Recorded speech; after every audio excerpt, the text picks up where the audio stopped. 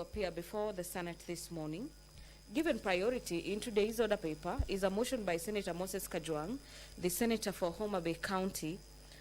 The motion is in regard to the report of the proceedings of the Parliamentarians' Dialogue at the Africa Climate Summit 2023 that was held in the National Assembly's chamber in Parliament Buildings in Nairobi between the 3rd and the 6th day of September 2023. In this motion, Senator Kajwang, who happens to be the chair of the caucus representing Parliament of Kenya during the Parliamentarians' Dialogue at the Africa Climate Summit of the 2023 that was held in Nairobi, is seeking to have the Senate note the report of the proceedings of the Parliamentarians' Dialogue at the Africa Climate Summit of 2023 that was held in the National Assembly's chamber in Nairobi. The other motion that the Senate is set to consider this morning is the report of the Parliament of Kenya delegation to the 2025 hearing of the Interparliamentary Union, IPU, that was held at the United Nations, New York, in the United States of America between the 13th and the 14th of February 2025.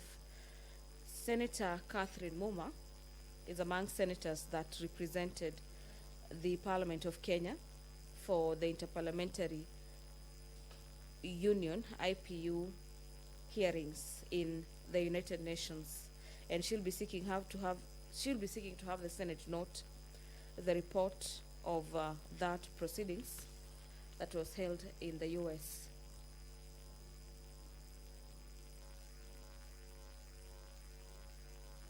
Senator Jackson Mandago is also listed in today's order paper as a senator who has a motion on the report of the 67th Commonwealth Parliamentary Association CPA conference that was held in Sydney in Australia on the 3rd to the 8th of November 2024. This is basically a motion that is seeking to have the Senate note the proceedings of the Parliamentary Association conference in Sydney. But away from that, the Senate is set to hear from a number of cabinet secretaries who are set to appear before the Senate this morning, being a Wednesday morning. Cabinet secretaries, pursuant to the standing orders of the House, appear before the Senate plenary to give answers to questions raised by a number of senators. The Senator for Nairobi County, Senator Edwin Sifuna, will be asking the Cabinet Secretary for Lands, Public Works, Housing and Development to disclose the current holders of the title deeds for the parcels of land registered as LR number 18282 in Kasarani constituency, which comprises of 1,000 plots allocated to squatters in the 1989 through the government squatter resettlement scheme. The other land in question is a parcel of land in Makadara constituency, which was designated for use by the Mbotela Charcoal Dealers Self-Help Group.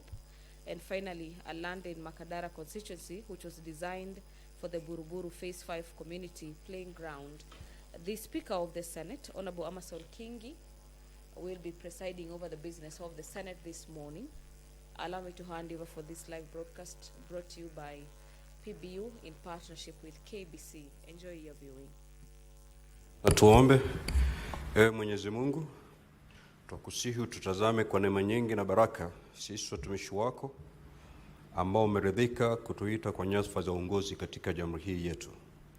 Tukuomba utuajalie tuyatende na kufikia mambo yote atakayofikishwa mbele yetu kwa njia ya haki na uaminifu, ili kustawisha amani, ufanisi na heri ya nchi yetu na wale ambao haja zao umezikabidhi mikononi mwetu. Amen.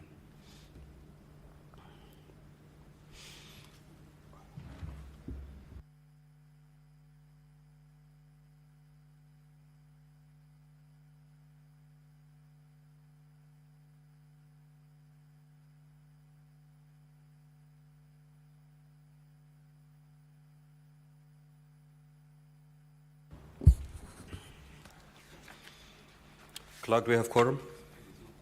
Sergeant at Arms, kindly ring the quorum bell for 10 minutes.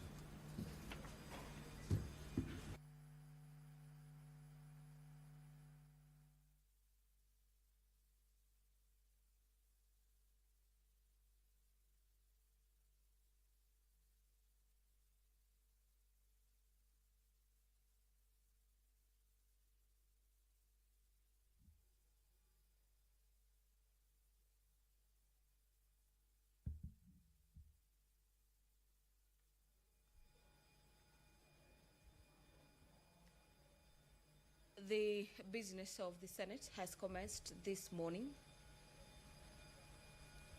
with the Speaker of the House presiding over the business.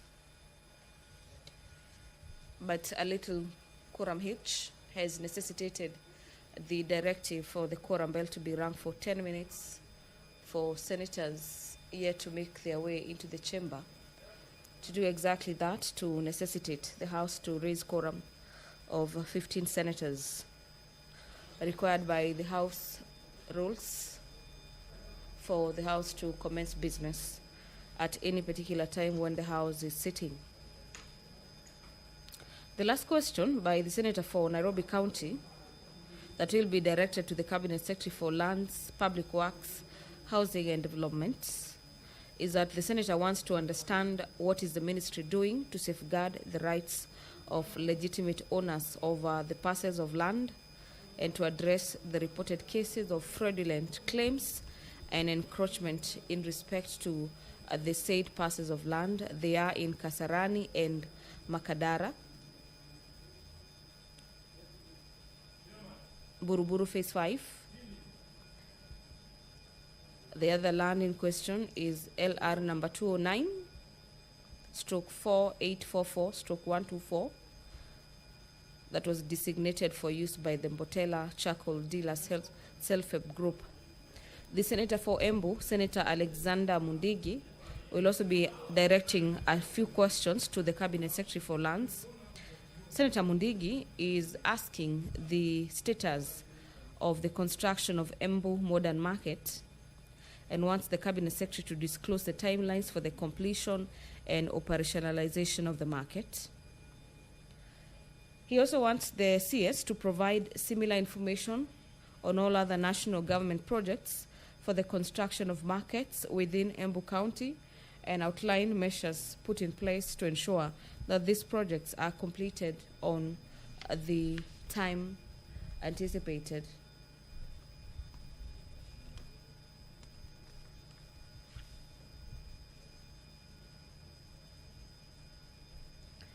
There are further questions directed to the CS for lands. Among them is that the CS is this morning expected to provide details on the circumstances under which the parcel of land in South Sea Ward in Langata constituency, registered as LR number 209/10-10, on which the College of Insurance stands, was encroached upon by a private developer who has already excavated and constructed a perimeter fence around the portion of land. The senators also wants to understand the steps that the ministry has taken to address the situation and safeguard the rights of the Insurance Training and Education Trust, who are the legitimate owners of the parcel of land in question. And finally, the CS for Lands is also expected to explain how the ministry intends to generally address the growing menace of the fraudulent acquisition and encroachment of public land by private developers.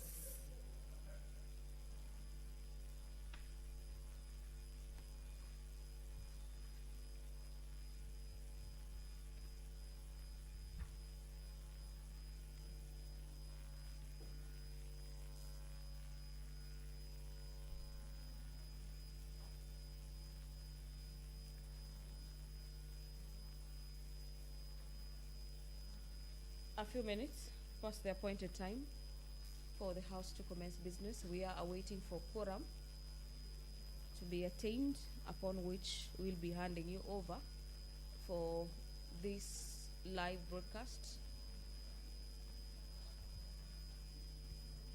The rallying of senators to get to the chamber this morning, or popularly known as whipping, at the corridors of Parliament is underway for members to get into the chamber this morning.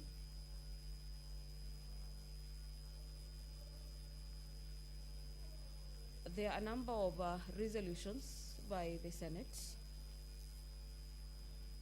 that pursuant to Standing Orders number 111, subsection 1, the House resolves to cap the time allocated for debate, and the debate on a motion not sponsored by the majority or minority or a committee chair is limited to a maximum of 3 hours, with not more than 20 minutes for the mover, 20 minutes for the majority party official responder, and 20 minutes for the minority party official responder. 15 minutes have been allocated to each senator speaking, and that 15 minutes before the time expires for the debate of a motion, the mover shall be called upon to make a reply in regards to the motion on the floor.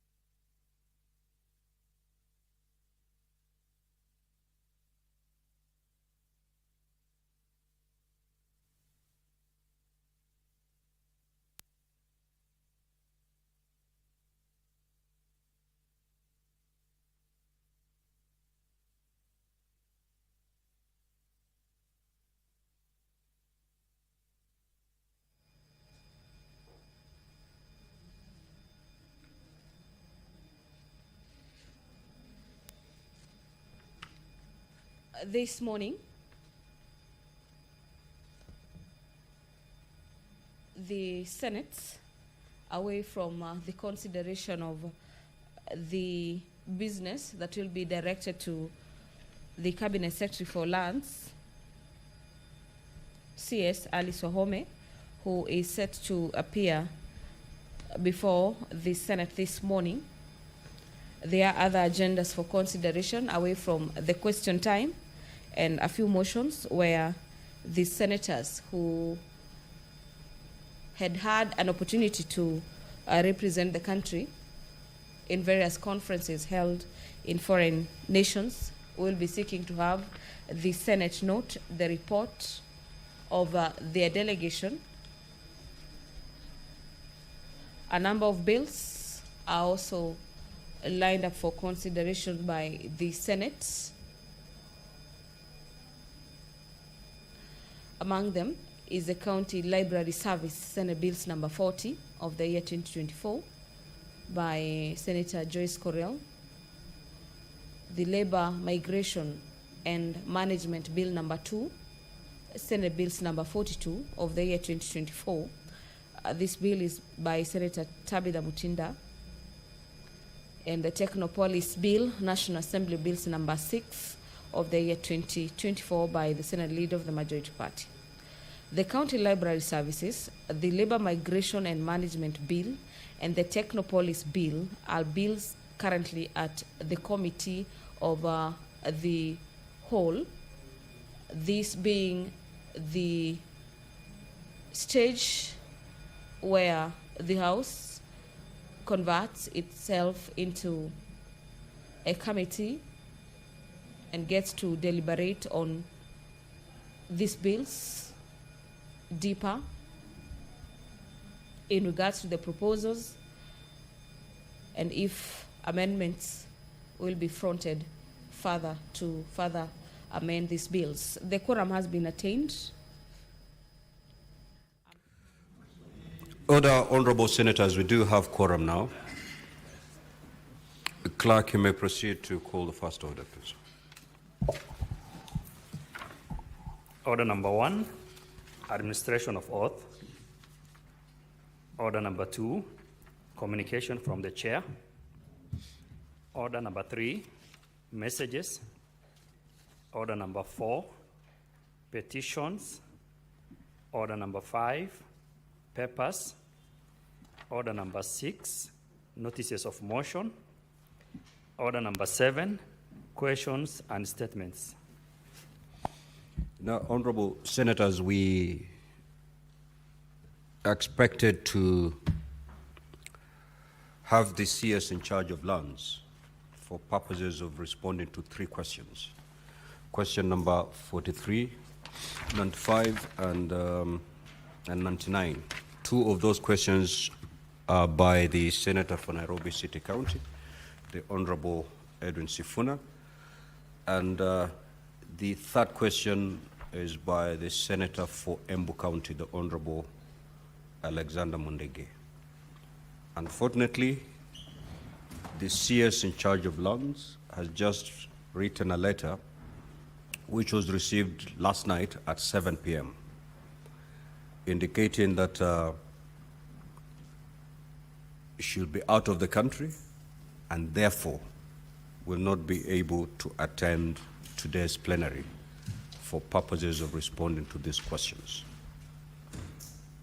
That being the case, and her being the only CS who was scheduled to appear today during this question time, it means therefore that we will not have the question time this morning.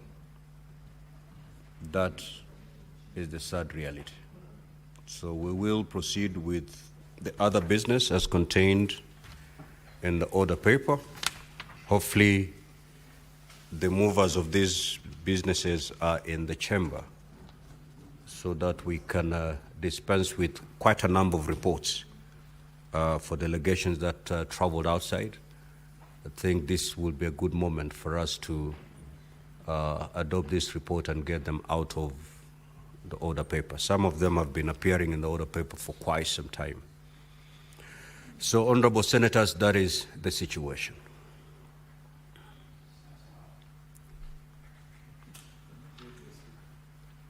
Yes, Majority Leader. No, I was reacting to what my whip was saying because I heard him say sawa sawa. And I was saying it cannot be okay. Mr. Speaker, this is an institution. You cannot write to us at 7 p.m. for an appearance of the following day. In fact, so serious is this matter, Mr. Speaker, that I have taken the trouble to attend a cabinet retreat chaired by none other than the President and raise this issue. That as an institution, how do you expect us to function if barely a few hours to your appearance before Parliament, you're writing to us letters? To do what? Alice Wahome needs to know she's no longer the Member of Parliament for Kandara. She's a Minister of the Republic of Kenya. I have seen the letter, Mr. Speaker, purporting that she has traveled out of the country. Did she just realize last night that she's traveling out of the country? This is serious contempt against Parliament. The unfortunate thing, Mr. Speaker, is that the power is with us, but we have refused to pass that report, Mr. Speaker, which you are aware. And Mr. Speaker, allow me to put you also on the spot because you are the chairperson of Powers and Privilege Committee. You know very well that we passed a report in this House that stated that failure to honor parliamentary appearances, including question time, particularly on such a serious matter as this, Mr. Speaker, should attract some form, Mr. Speaker, or fine or something, Mr. Speaker, so that people don't treat this House with that kind of contempt. I know there are many people, because I've seen conversations from the other House saying, oh, what are ministers going to do in the Senate? Does it even include Minister for Lands? A function that is nearly 100% evolved, Mr. Speaker.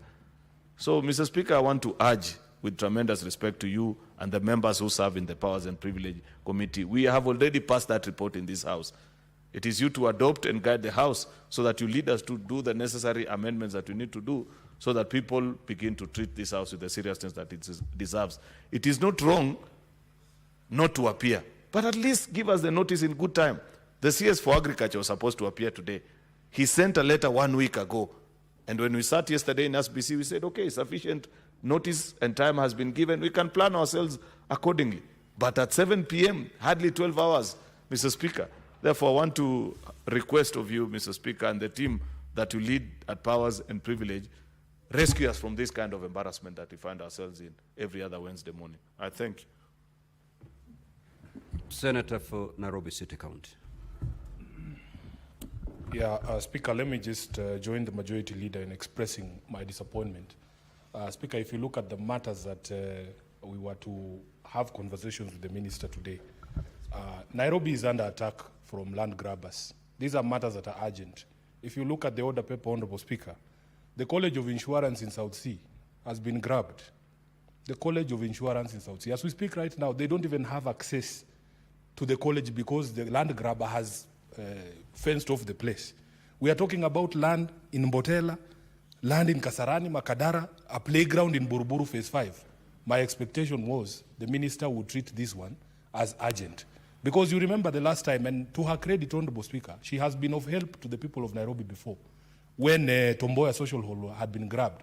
If it was not the statement that was made here in the Senate to revoke that title, that land was gone.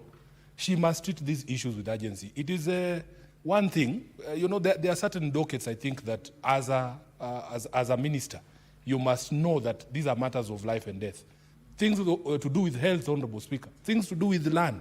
Here in Nairobi, we are under siege. So we really need this minister to come through. And this is the only avenue we get to be able to have these conversations with her.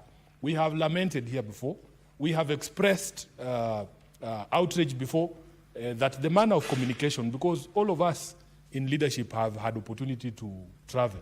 This travel is planned weeks, months in advance. You have to get visas, clearances. It is not a surprise. And we as a Senate do our best to write in good time to the people that we need to have conversations with here so that they can be able to tell us, oh, by the way, in 2 weeks' time, I will not be in Nairobi and will not be able to join you in the sitting. So it is a bit contemptuous. It is a bit contemptuous, and I've also not seen the written responses from the ministry. Honorable Speaker, these are urgent matters. Even if she was not able to come, let her give us written responses so that we are able to know what is the situation with these parcels of land. We cannot afford any more time lost because, as I have said, we are under siege in Nairobi. So with those many remarks, Honorable Speaker, I think this one was a great disservice to us as a people of Nairobi, given how urgent these matters were. Thank you, Honorable Speaker. Thank you. I want to believe that maybe even the reason for her not appearing is not the traveling issue. I think the responses were not ready because according to our rules and procedure, written responses must be filed 12 hours before appearance of the CS. We have not received any communication in that regard from the CS. And the only thing we are told is out of the country. So I want to believe otherwise. Senator Enoch. Thank you, Mr. Speaker. When I heard Senator Kakamega saying ni sawasawa, it's a very heavy statement, Mr. Speaker. It speaks of a house that are just given up. You know, you just, whatever happens, then happens. If it doesn't happen, it doesn't happen. Mr. Speaker, we, you know, the majority leader has a latitude to try and say he is putting the Speaker on the spot. A lot of us may not have that latitude. But the Speaker, you know, this thing has happened before, many times. And you seated on that chair, Mr. Speaker, you have given direction on what we should do. And perhaps that is why Senator Kakamega is saying, ni sawa-sawa. Because you've told us, and we have agreed with you, we should stop lamenting and take action. The action, the Speaker, is provided for in our standing orders, And we have attempted to take that action, Mr. Speaker. We have attempted to censure these cabinet secretaries. The last request, Mr. Speaker, for a motion of censure was by the Senator of Kitui County, Enoch Wamboa, against the CS in charge of Treasury. Mr. Speaker, to date, that request is still in your office. Mr. Speaker, we are suffering. Maybe these colleagues of mine have not told you. Maybe the chairman of Liaison, who is the deputy speaker, has not told you that committees of the Senate are suffering. That now even governors will have to choose whether they want to appear or they don't want to appear. Because, Mr. Speaker, a precedent is being set, a very bad precedent.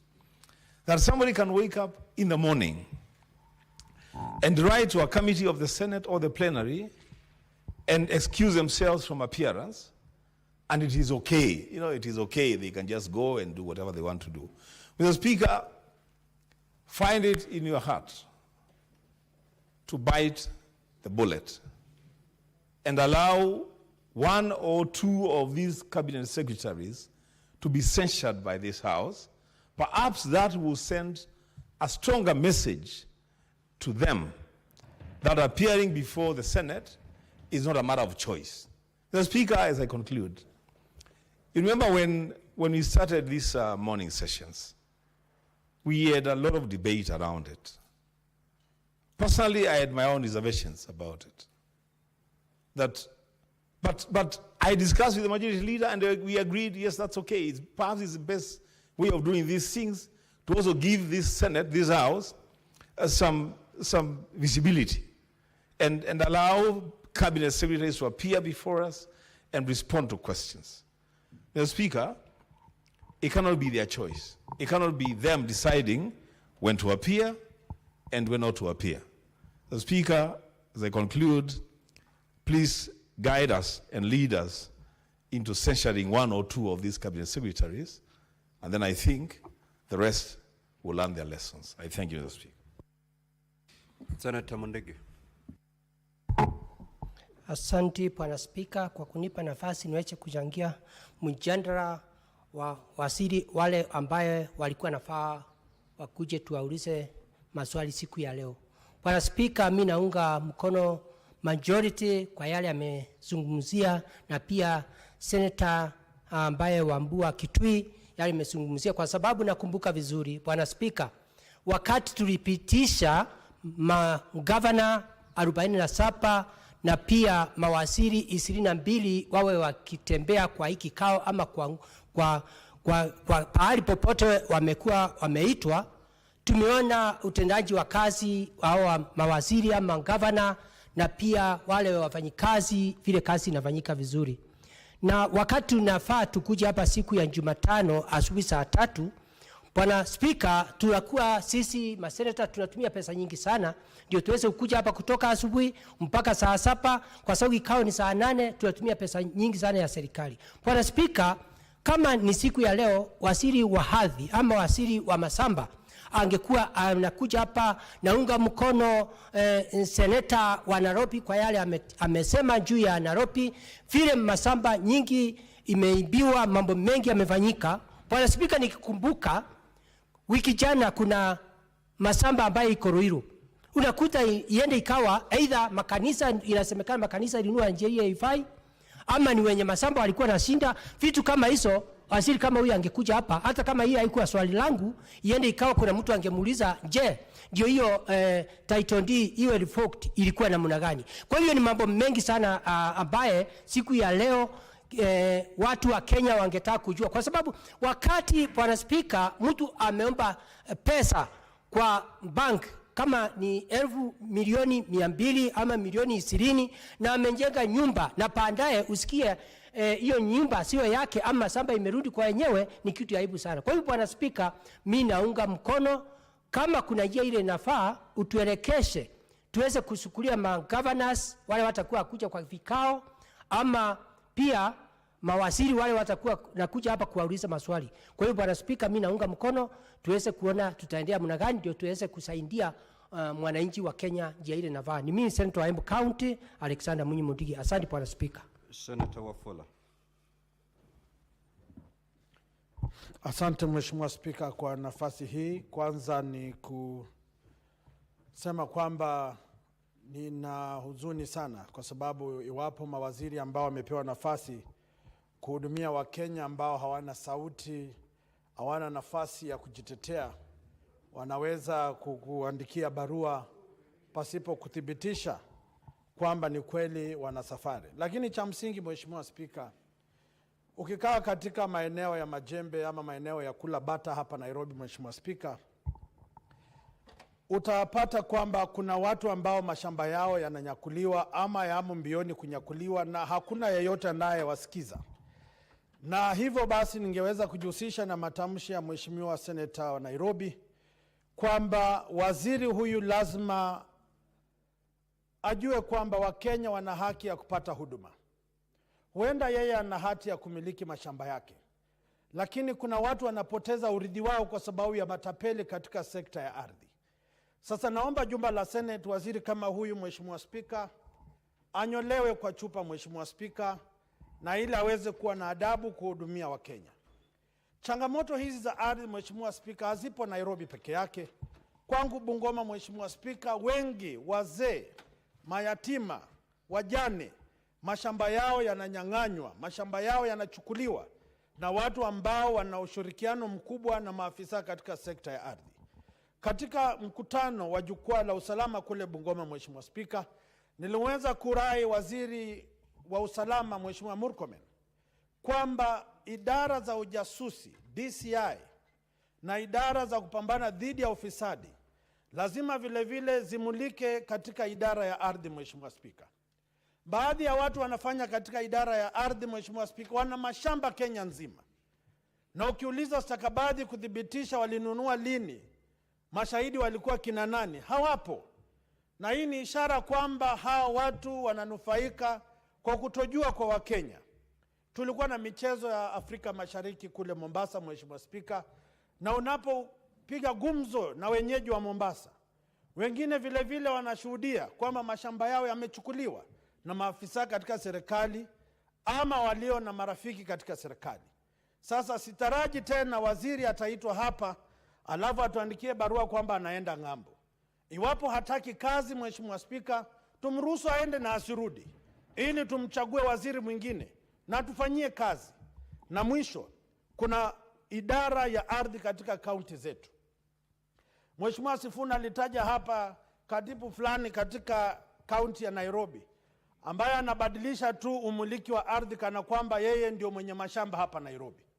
Lazima kukuwe na mfumo ambao utabainisha nani anapeana mashamba kisheria, na iwapo kuna kubadilisha wale wanaomiliki mashamba haya, nyenzo zipi zitafuatwa ili pasiwepo nafasi ya wale wanaofanya katika serikali za kaunti kugawanya ama kujigawa mashamba ilhali wenyewe hawana maeneo ya kuburudika ama kuwekeza. Nikimalizia, marehemu mbunge Lawrence Sifuna aliongoza jopo la kuangalia mashamba ya umma kule Bungoma.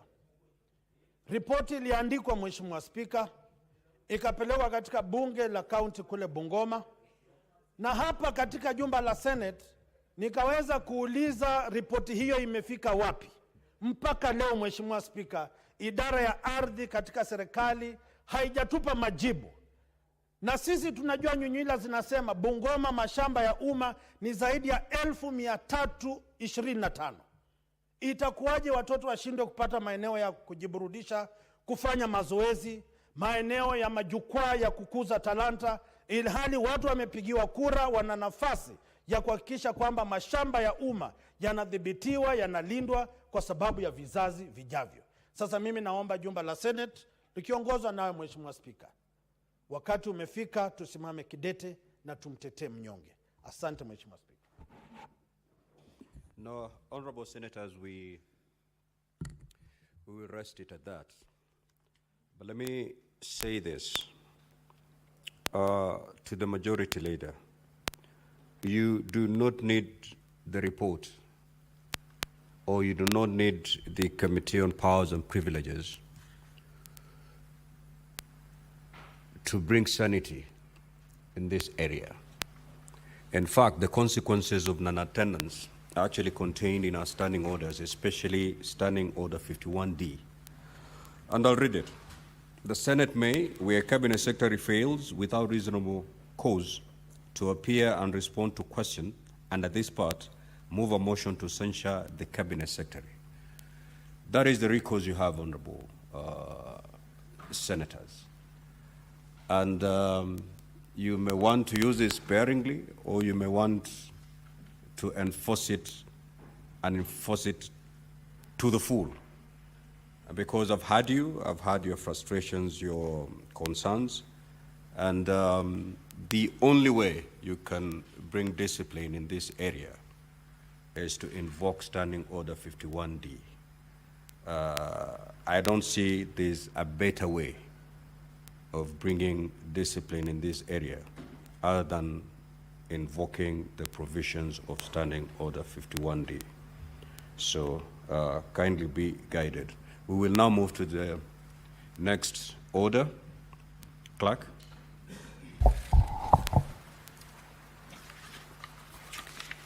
Order number 8, motion. Report of the proceedings of the Parliamentarians' Dialogue at the Africa Climate Summit 2023, held in the National Assembly Chamber, Parliament Buildings, Nairobi, on 3rd to 6th September 2023. The Honorable Senator Moses Kajwang. So that business will be deferred. Next order.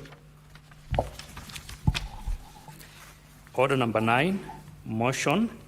Report of the Parliament of Kenya delegation to the 2025 hearing of the Interparliamentary Union, IPU, held at the United Nations in New York, United States of America, on 13th, 14th February 2025.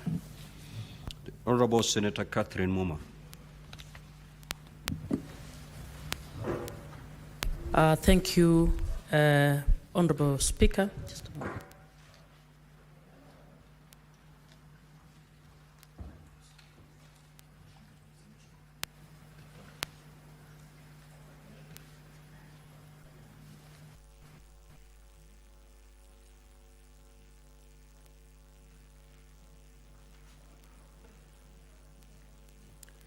Honorable Speaker, I wish to move the motion that the Senate notes the report of the Parliament of Kenya delegation to the 2025 hearing of the Interparliamentary Union held at the United Nations in New York, United States of America on 13th February 2025, laid on the table of the Senate on 17th July 2025.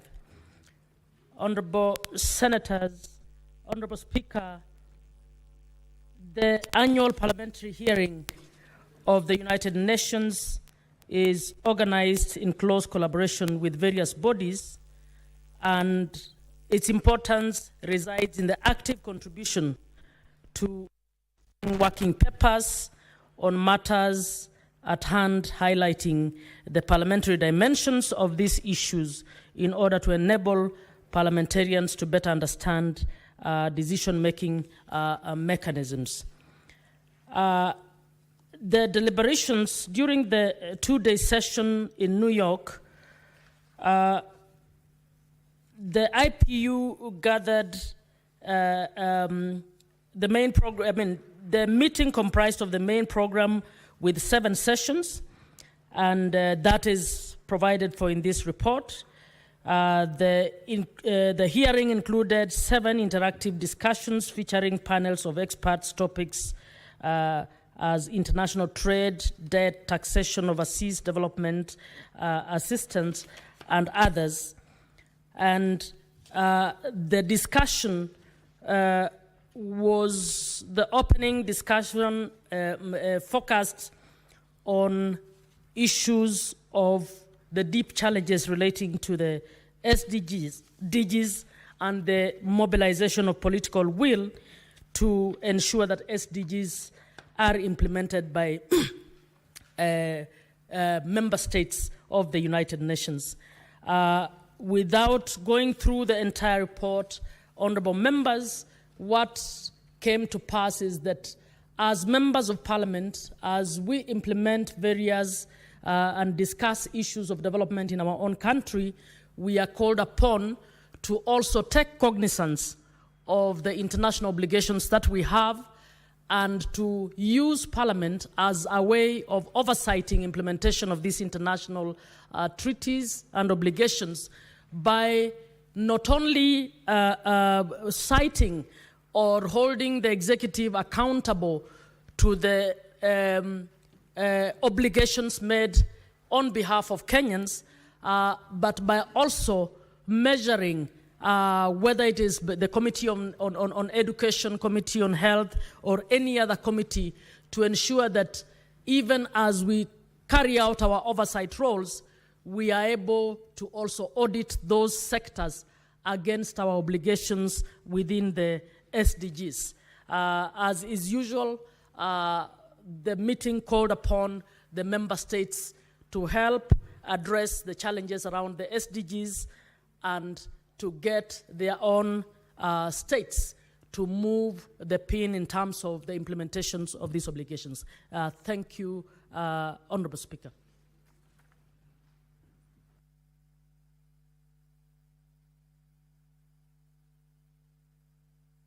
Honorable Speaker, I beg to move. I request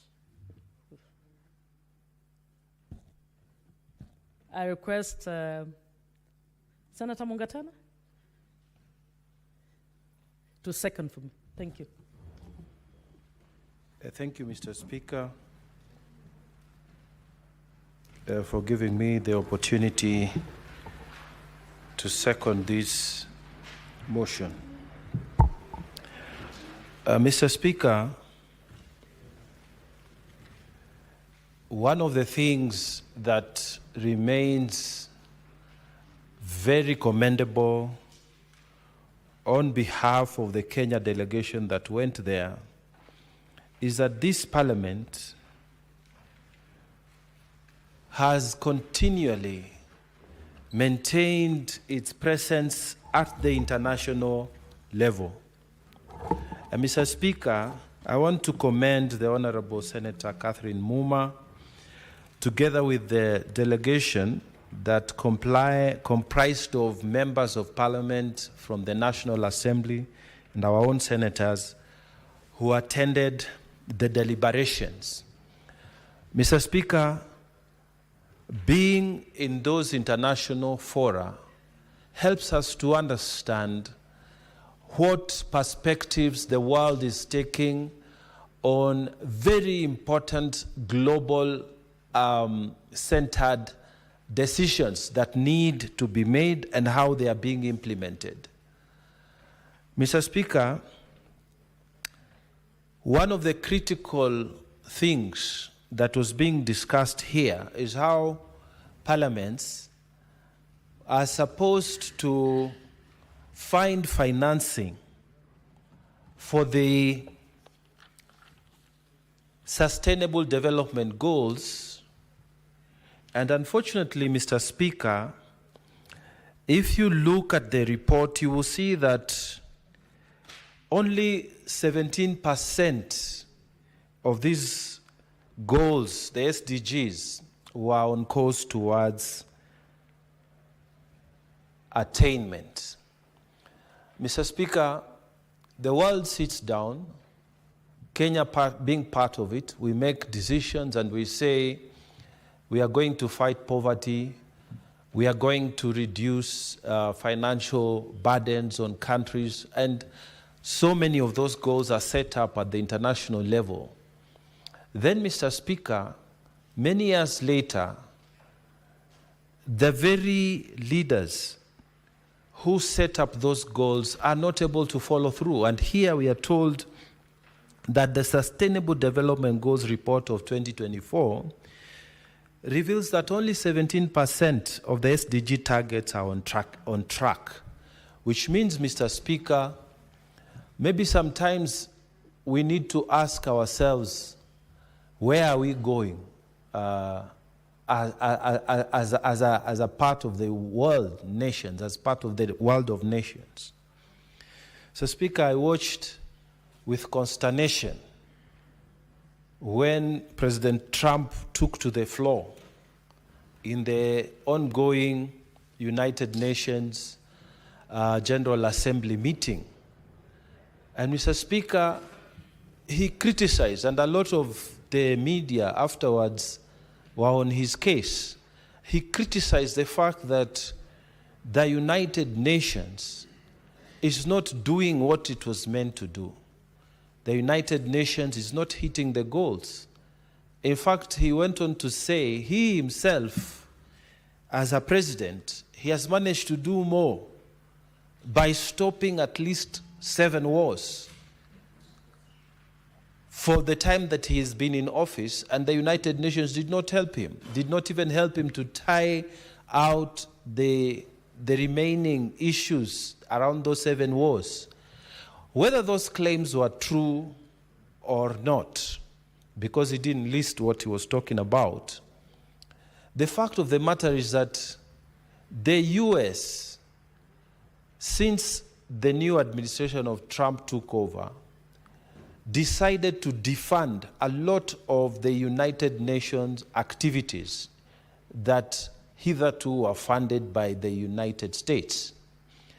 And Mr. Speaker, it brings, therefore, to question, when we set these goals and then only 17% of them are achieved so many years later, we need to ask ourselves, is there a better model that we can follow for us to achieve global peace, eradication or reduction of poverty, climate change goals? What do we need to do? And Mr. Speaker, in as much as these deliberations at this 2-day session in New York did not give a concrete way forward, what I think needs to be done, Mr. Speaker, is to start thinking regionally. Maybe, Mr. Speaker, Africa can have its own solution. And we who are playing a part at the continental level, we have found it very useful that when you discuss matters with Namibia, with Morocco, with Tunisia, with DRC, with Ghana, and countries that are within the continent, it is easier to understand each other. So when we set those goals, they seem to make more sense than setting goals that are so wide and so global, and then they become impossible to achieve. Mr. Speaker, I want to say, though, that even as we move towards making global decisions, I think they should and ought to be guided by continental standards, so that as Kenya is going to these IPU sessions, as Kenya is going to these sessions to discuss various global things, we need to have had our own sessions first, so that we can present a position as Africa, we can present our position as East Africa, in the sense that, for me, this will help drive more achievable goals that will help the world move forward. If we can set, say, 10 goals in Africa and we achieve 5 of them, as opposed to all these SDGs, and then we are told only 17% have been achieved, I think we will be making a greater way in terms of progress. However, Mr. Speaker, my proposal, as I second this report, is to say that it is not over until it is over. We have many, many decades to go before maybe this world runs out of energy, or something crazy happens. So we must keep the pressure to eradicate poverty. We must keep the pressure to push for peace. We must keep the pressure to keep crime down across the world. We must keep the pressure to reduce this xenophobia that is developing around the world. And parliaments across the world, Mr. Speaker, hold the power to guide in terms of legislation on where we need to see our world going. Mr. Speaker, we need to see a world where it is possible for our children and their children and their children to move freely, to be able to set up their lives wherever they want, and to make economic contributions where they are found. So, Mr. Speaker, that's within the power of parliaments across the world. And so we should not give up. We should continue pushing for a better world, a better Africa, a better world, so that the world that we live in, where we found it, we can live it at a better position. Mr. Speaker, with those many remarks, I beg to second this motion. I thank you, Mr. Speaker. Honorable Senators, I will now propose the question. The Senate notes the report of Parliament of Kenya delegation to the 2025 hearing of the Interparliamentary Union, IPU, held at the United Nations, UN in New York, United States, on the 13th to the 14th of February 2025, which was laid on the table of the Senate on Thursday, 17th of July 2025. Now, I do not have any indication on my dashboard of any senator wishing to contribute to this motion. And I will ask the clerk, do we have the requisite number for me to put the question?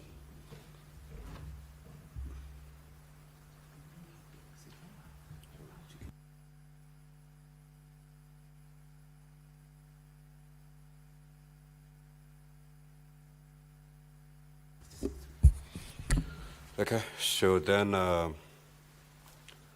will allow the mover of the motion to reply. And thereafter, because we don't have the numbers, the requisite numbers to vote, we'll defer the putting of the question.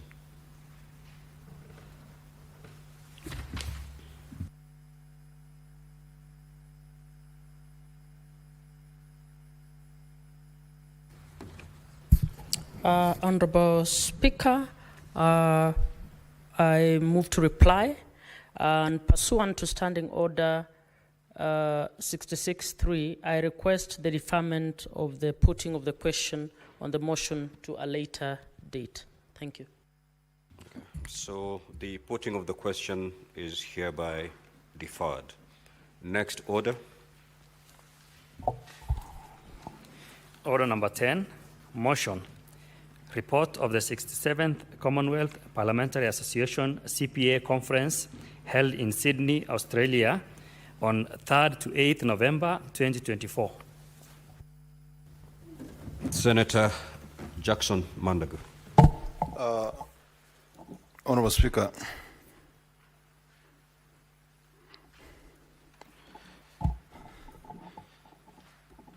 Honorable Speaker, I wish to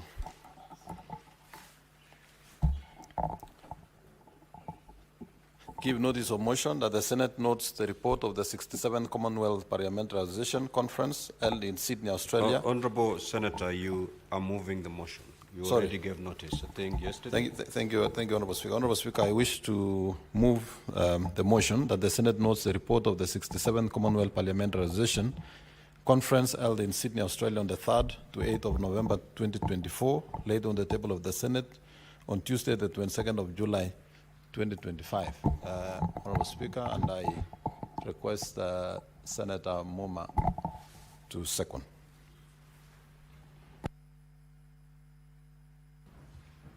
Honorable Speaker, This was a conference. I beg to second this motion. This was a conference of the Commonwealth Parliamentary Association, and Honorable Speaker, I have read through the report. It was a procedural motion that discussed the structure of the Commonwealth Parliamentary Association and made some decisions on how it should be restructured. I beg to second. Thank you. Honorable Senators, I will now propose the question that the Senate knows the report of the 67th Commonwealth Parliamentary Association Conference held in Sydney, Australia on the 3rd to the 8th of November 2024, laid on the table of the Senate on Tuesday, the 22nd of July 2025. There being no indication of an honorable senator wishing to speak on this motion, I will ask the mover to reply.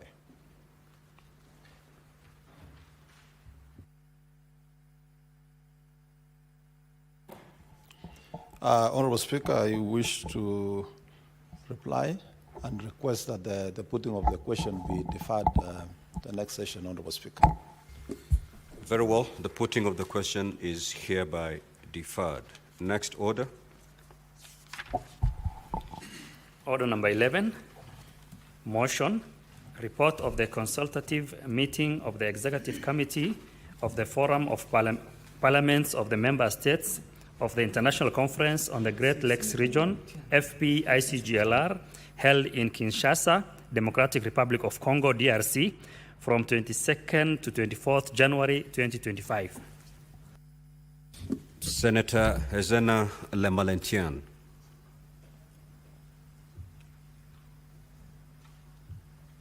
This business is deferred. Next order. Now, Honorable Senators, I think that was the last order in today's order paper, and therefore I shall request all of us to be upstanding.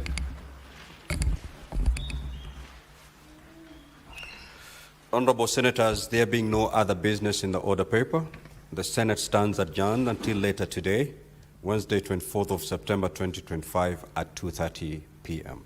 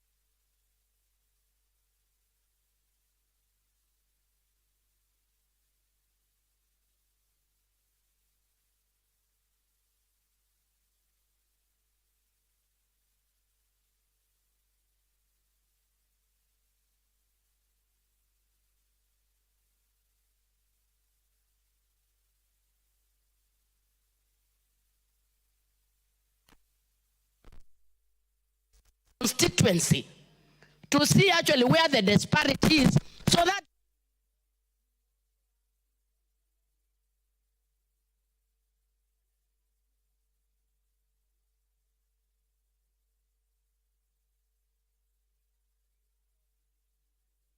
you look at them bias towards science subject, the social teachers are completely marginalized, because that scheme already gives the other sectors 40 marks ahead of anybody.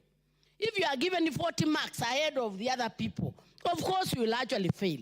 And unless as a government we develop a strategy of where else we are observing the social science teachers, then I think it's unfair to look like it is not our responsibility in this particular country to take care of the trained teachers. If the teachers cannot actually fit in school, then we should create other avenues where the teachers should be employed, and especially those who have done social sciences. 40 marks ahead is completely throwing them out of the market.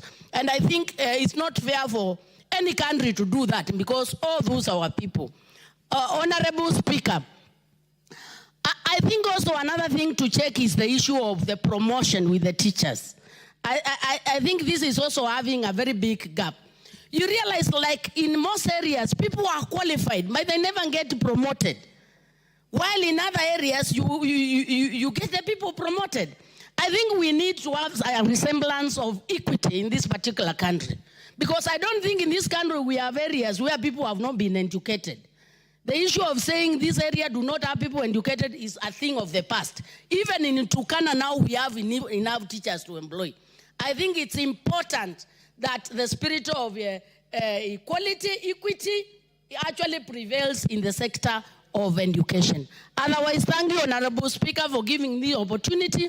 And this is a sector we cannot ignore, Honorable Speaker. It is what we wake up every day. Every day we wake up on issues and education. And I hope the committee gives it the necessary focus. Thank you, Honorable Speaker. Thank you, Honorable Zamzam. Member for Mombasa.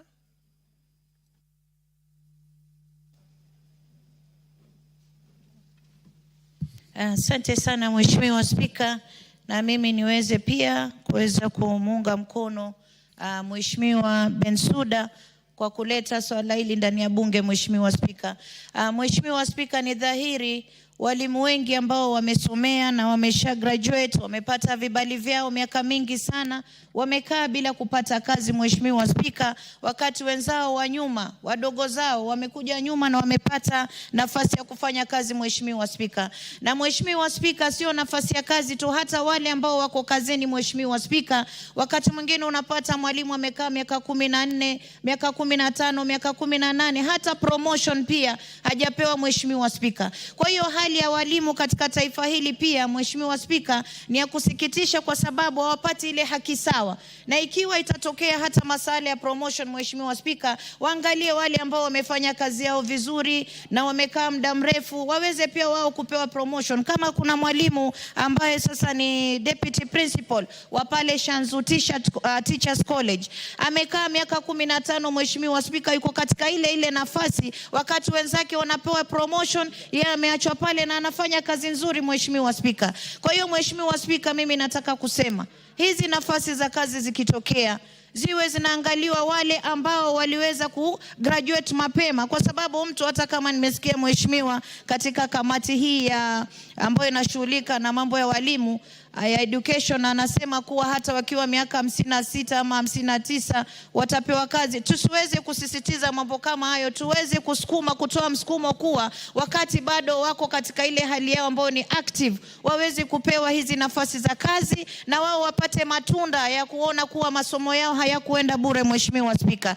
na Mheshimiwa Spika, imekuwa ada katika taifa hili, na mimi niweze kusema hata kuna watu ambao wamepewa position katika sekta tofauti ambao pengine walikuwa ni political rejects na mambo kama haya, na kuna watu ambao ni professionals ambao wangeweza kupewa nafasi hizi wakafanya kazi nzuri. Sasa unapata wale ambao walianguka pengine kiti cha siasa, ameenda amewekwa sehemu, badala ya kufanya kazi vizuri, anakuwa sasa yeye ndo anaweka tumbo lake mbele, kwa sababu hata ile nafasi amepewa pengine si professional katika nafasi hiyo. Mheshimiwa Spika, kwa hiyo Mheshimiwa Spika, mimi nasema ikiwa Kenya tunataka kuipeleka mbele sawa, tuwapatie wale ambao ni professionals katika sekta tofauti waweze kuongoza, ndio waweze kusaidia rais hata kupeleka Kenya mbele. Lakini kwa walimu, nasisitiza walimu wapewe nafasi sawa. Ikiwa nafasi zinatokea, wale walio graduate mapema wapewe hizo nafasi mapema, wale ambao wanafuatia waje kwa nyuma. Mheshimiwa Spika,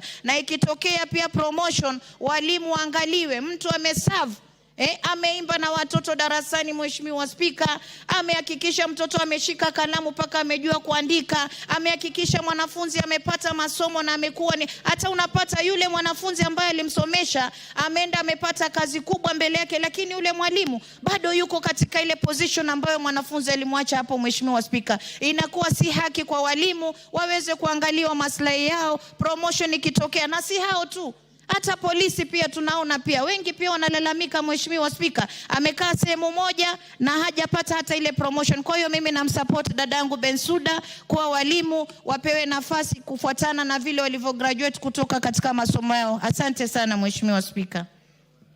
Hakuna order, we nyamaza. There is no order.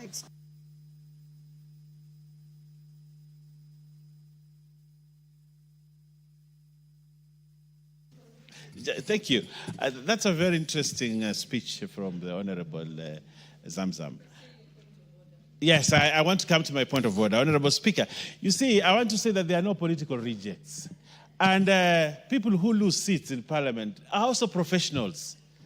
Some of these people that leave seats here are professionals, Honorable Speaker. So if you say that they should not be given those positions, there are teachers here, there are engineers here, there are doctors here, and when they lose seats, they have an opportunity to serve the country in another capacity, Honorable Speaker, and therefore they cannot be political rejects, and they should not be denied an opportunity to be appointed in another position, including Honorable Zamzam. One day when you are not the women rep of Mombasa, the president will graciously say, you are good in social this, and we appoint you to this. Honorable Owen, you have made your point. You're repeating yourself now. Let us proceed. Honorable Kibet Kimingoy, are you speaking on the same topic? Are you speaking on the same topic? No. Okay, then let's go to Honorable Marianne Kaitang, member for Aldai. Thank you, Honorable Speaker. I stand to support the statement by Honorable Bensuda on the teacher disparity. And one thing, Honorable Speaker, is that Article 10 of the Constitution of Kenya talks about issues about human dignity, equity. It talks about social justice, inclusiveness, and equality, and all the issues with regards to human rights. And when you look at the teacher disparity and distribution across this country, the employment of these teachers, you find that that part of the Constitution is actually being, is not being adhered to by those who recruit and those who distribute these teachers across the various schools in this country. I'll give you an example, Honorable Speaker. In the schools in my constituency, especially in the escarpment, because of the very harsh terrain of those particular areas, you find that teachers are rarely posted in those schools, and you'll find even a school having only one TSC teacher against a population of about 300 students. And what parents are left to do is to dig into their pockets and pay BOM teachers to be able to get their learners or their children get education. That is being inequality, because the Kenya government pays for all teachers, and if my school, for example, that has one TSC teacher is being denied access to education and parents have to cough into their pockets, it means it's double jeopardy for these parents. They'll have been taxed, and at the same time they have to go into their pockets to get money to go and pay for teachers who will then teach these children. Again, these teachers who are being hired on BOM,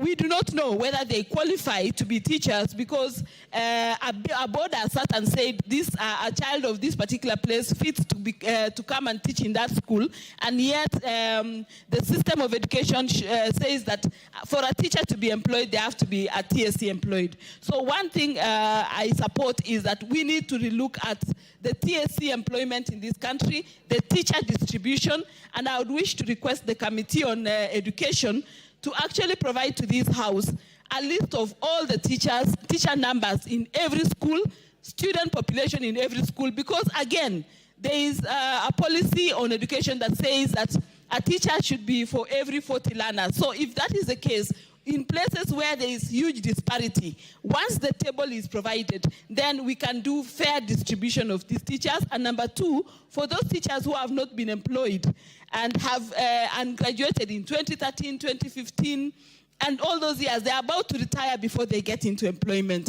If that can also be considered, so that if there is any gap that needs to be filled, then those teachers who graduated much earlier be considered so that they can be able to fill those gaps, and those schools that are in such places like my escarpment are able to get teachers, and the parents then don't have to go into their pockets. So I totally support the motion, the statement that has been brought by Honorable Bensouda, and we wish that the Committee on Education fast-tracks this process and be able to give us the data, because if you look at those data and those disparities, we'll find that this part of the Constitution, the Article 10, is actually being, is not being adhered to by the Ministry of Education and TSC more specifically, because when they hire teachers, they are not looking at those kind of disparities. And those disparities have gone to affect even human dignity and all the aspects, because these students will sit one major exam called KPSEA, they'll sit an exam called KCSE,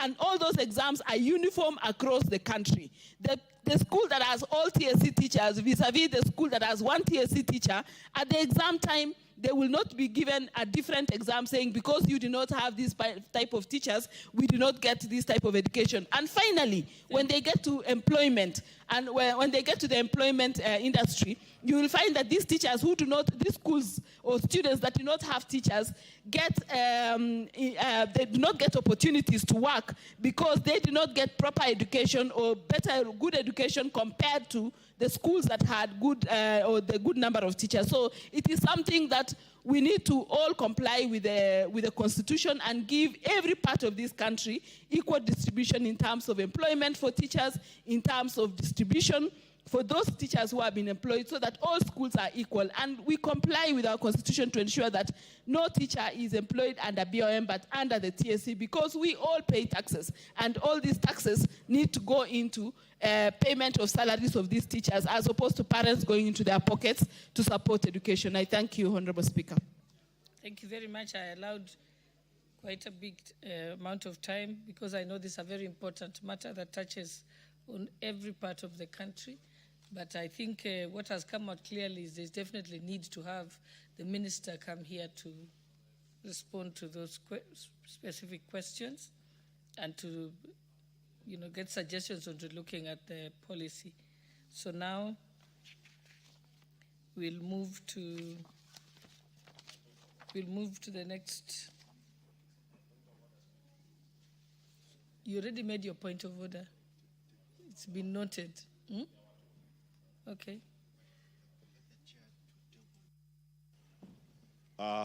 Thank you, Honorable Speaker.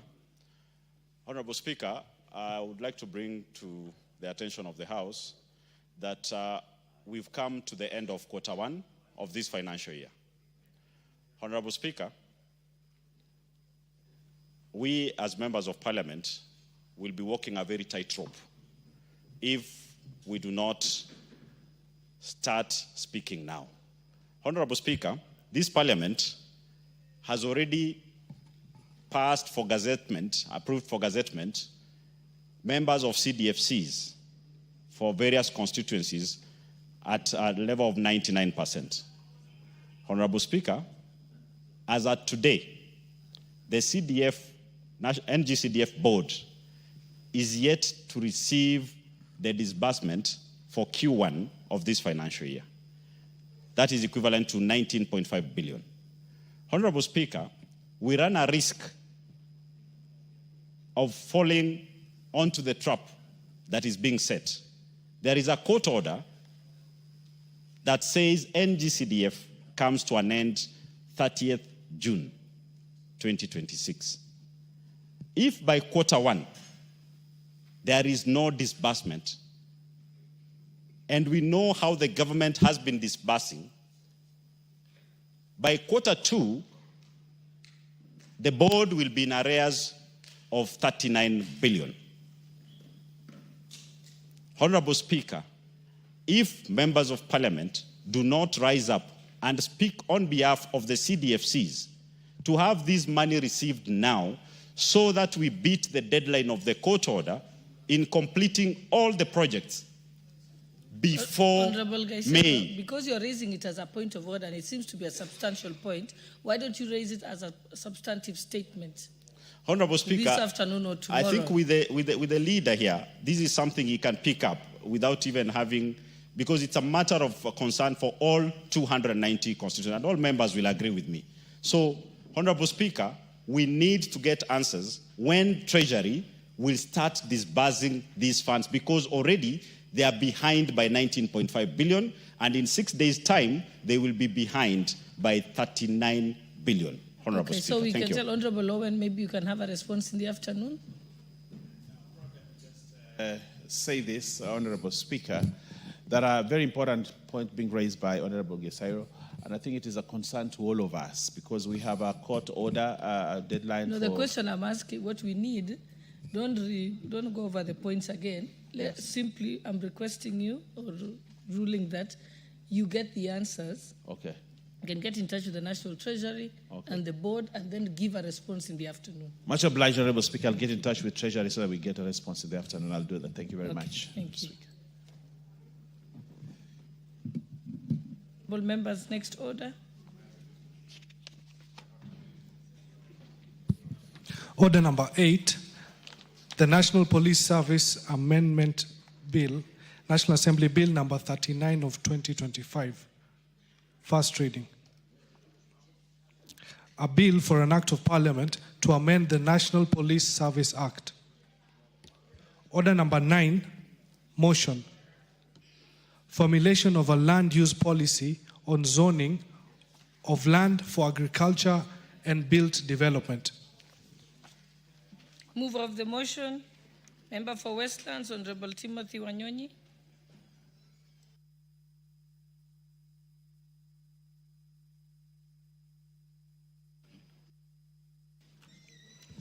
Thank you, Madam Speaker, for giving me this time to move this motion, Madam Speaker. Madam Speaker, I beg to move the following motion, Madam Speaker, that aware that land is a critical but limited factor of protection that supports human habitation and food production. Noting that agriculture is Kenya's main economic mainstay, appreciating that the Central Bank of Kenya, CBK, Monetary Policy Committee Agriculture Sector Survey 2022 estimated the contribution of the agriculture sector to the country's gross domestic product, GDP, to be 22% directly and 27% indirectly through its linkages with other sectors. Further, appreciating that the survey showed that the sector employs over 40% of the Kenya's total population, concerned that in the Land Reform Volume 3 publication, the Kenya Land Alliance land estimated that only 17% of the country's land mass is classified as suitable for rain-fed agriculture land, while the remainder is either semi-arid or arid. Further, concerned that the country's agricultural productivity has been decreasing over the years, cognizant of the fact that the decline in agricultural productivity is partly attributable to the shrinking agricultural land use due to unplanned settlements and encroach on agricultural lands. Further, concerned that agricultural lands in rural areas are continually being subdivided into small portions for built development, thereby diminishing the size of the land available for agriculture. Noting that there is need to put in place measures for effective land use in the country in order to guarantee optimal use of agriculture.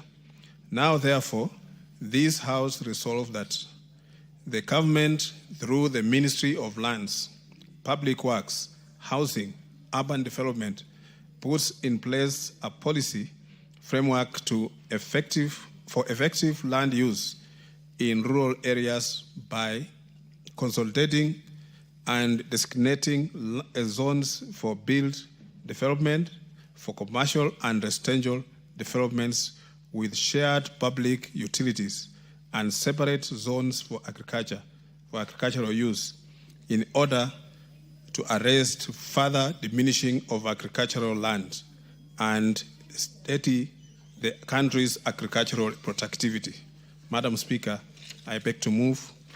And Madam Speaker, this is informed by the way the country is progressing, Madam Speaker. We can see that areas that were mainly agricultural and most farms around, Madam Speaker, we've seen how they have been uprooting even coffee and other things, Madam Speaker, and then trying to build houses, Madam Speaker, for residential houses. Madam Speaker, I beg to move this motion that this house, Madam Speaker, sorry, this motion emphasizes the importance of sustainable land use in the environmental conservation as Article 69 of the Constitution of Kenya, which aligns with the objectives of this motion, Madam Speaker. Madam Speaker, I also want to say that lack of clear guidelines in to access land use, the use of land, Madam Speaker, are often recipe to conflict and violence. The motion seeks, Madam Speaker, to prevent land use conflict between agriculture and build-up development zoning land, so that, Madam Speaker, if this policy is put in place, there will be earmarked that the areas, Madam Speaker, that are designated for agriculture, and they'll never be disturbed, and they'll never be put to any other use other than agricultural use. Madam Speaker, allow me also to observe that there is urgent need to balance economic development with agricultural productivity and environmental sustainability while protecting the country's natural resources and reducing the risk of environmental degradation. Honorable Speaker, this policy stands also to protect agricultural land, thereby increasing productivity while contributing to food security. The land use, Madam Speaker, policy will therefore guarantee the entire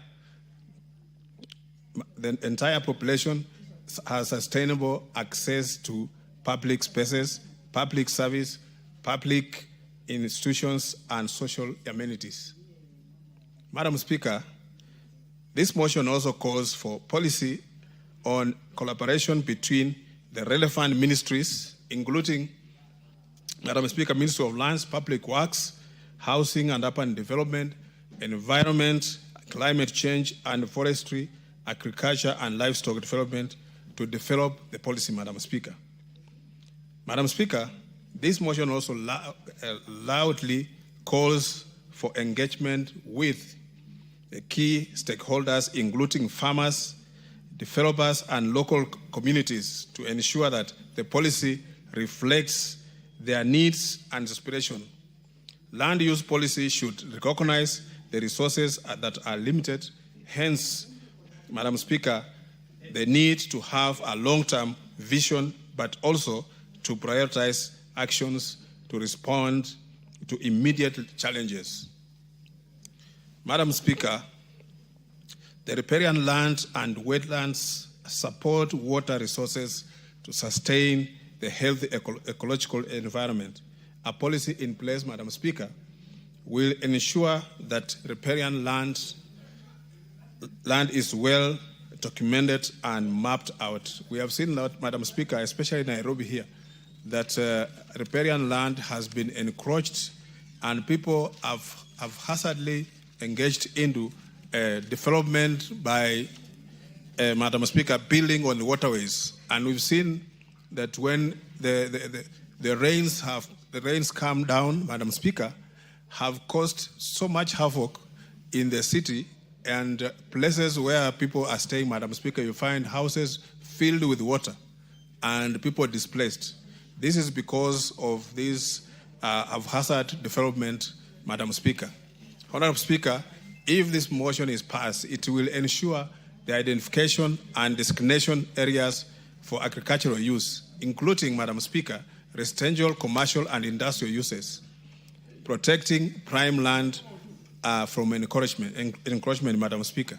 Because, Madam Speaker, if we look at, especially in the rural areas, Madam Speaker, the land is being subdivided into smaller units, Madam Speaker, whereby it becomes economically not viable.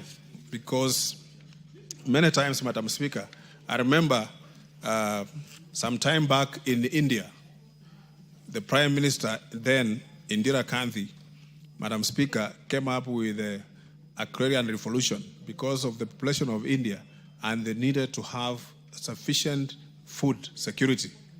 She came up with a system of model towns, Madam Speaker, where they moved people from the farms, those small farms, Madam Speaker, to stay in a model town where the government had developed and gave way for the land to be used for agriculture, and some for irrigation, and some, Madam Speaker, which was used for agriculture, and it has secured food security in India. And India, Madam Speaker, can even now feed itself and even export some of the food. And it's not that India is more arable than Kenya, but because of the policy that the government came up with, and they secured the food security for the citizens of that country, Madam Speaker. And I believe we can do the same, because we have seen countries like Israel, which are virtually a desert, Madam Speaker, but they have made very good use of their land. They have used irrigation and many others, and have secured themselves, Madam Speaker, that they don't suffer from any food shortages, Madam Speaker. We've seen in this country, Madam Speaker, the rains, the areas that are rain-fed, agriculture rain-fed. Madam Speaker, the land is being diminished because of these small subdivisions and making the land uneconomical. Honorable Speaker, integrating climate change in the land use and development planning will help identify and map disaster-prone areas, thus promoting land use practices that enhance climate resilience and reduce effective effects of climate change. A regulation on the same will ensure adequate financial resource allocation for implementation of climate change action plan and related activities. Madam, this is now the in thing across the world, Mr. Speaker, Madam Speaker, because now, because of the climate change, the effect of the climate change, Madam Speaker, is affecting so many things. We've seen that there are reports that the weather patterns have changed, Madam Speaker. The rising of the levels of water in the seas and many other areas, Madam Speaker. And also, you see the weather pattern now that was predictable, now is no longer predictable. You just find sometimes delays in the rains, or rains comes at the time that is not expected and causes a lot of havoc. So when we align this and make this policy to climate change, Madam Speaker, we shall secure ourselves and protect our environment. Honorable Speaker, the enactment of this policy will ensure that the environmental factors such as conservation of natural habitat and water services in the land use planning are considered. Honorable Speaker, the policy will also ensure public participation in the land use planning process to reflect the needs of the farmers and people in the ecosystem. Madam Speaker, public participation is a constitutional requirement, and Madam Speaker, when these things affect the people, we need to bring, Madam Speaker, to involve people so that they can give their views in this formulation of the policy, so that it is applied across the board and that it will be acceptable with everyone, Madam Speaker, and people can embrace it, because when we are going to secure land for agricultural use, Madam Speaker, it will improve our food security, and also provide security for our people. Madam Speaker, I beg to move, and also, Madam Speaker, I request the Honorable Julius Sunguli to second. Madam Speaker. Yes, Honorable Sunguli. Yeah, Madam Speaker, I am quite glad to second this important motion by our friend Honorable Tim Wanyonyi, because this motion, the purpose of this motion is actually to urge the government to put in place regulations, guidelines, and strategies to ensure the sustainable use of fertile land, especially that related to farming. Madam Speaker, I must begin by saying that in this country, there is actually no shortage of policy, especially policies that bear the title of land policies. There are quite a number that have been set up. The agricultural policy of 2021, the national land use policy, and many others that I could name. But the specific issue that the honorable member is raising here is about the use of land in Kenya in a manner that is not planned and in a manner that is becoming unsustainable in the long run, because fertile land is being used as places to build houses. And Madam Speaker, unless that issue is addressed, land is going to diminish, because we are one of those countries in the world where population is on the rise every day. And when population is rising, the demand for human habitat becomes important. And therefore, it becomes the responsibility of the government to make sure that in order to plan for future generations, we have to have land that is specifically zoned for agriculture and land that is prohibited for human habitat, and therefore to designate the kind of places where people can build their lands. This issue is actually more prominent in the rural areas.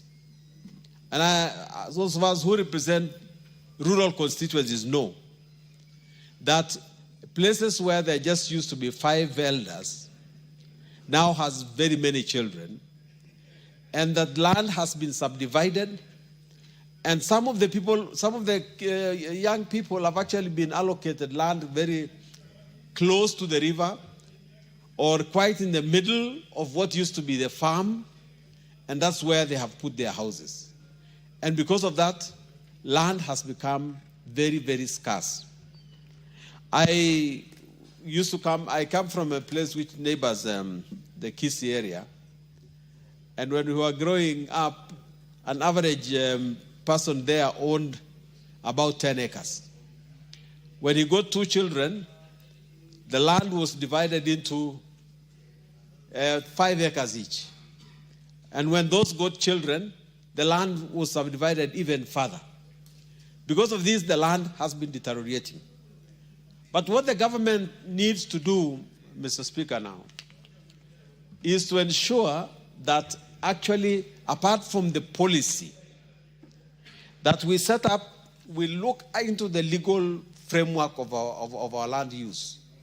One, there is now the one land law called the Land Act. But the title deed that we have there is one that gives you what you call absolute proprietorship. And I can see the honorable member from Murwadikir is not listening yet, is yet a new lawyer who needs to listen to older lawyers. The title deed that we produce in Kenya is called absolute proprietorship. It therefore gives you absolute power over your land with very, very few restrictions. And unless we temper this absolute proprietorship, to make it possible for government to intervene on how you may not use your land. It's going to be a terrible thing because people are going to do to their land whatever they are going to do with it, and they will not care whether the nation is going to produce food or whether future generations are going to use this land. And apart from just subdivision, there is another enemy of the use of land that is going to make food even less and less sustainable. In the constituency, for instance, that I come from, we have been actually net producers of food. We produce maize, we produce milk, we produce beans, but now there is a new rush to cash crop. And now everybody is growing sugarcane. A few years ago, the GTZ, which was a German company, a German NGO, mapped out the use of land in Transmara and said that this particular piece of land is good for animals. This particular piece of land is good for growing maize. This particular piece of land is good for this and that.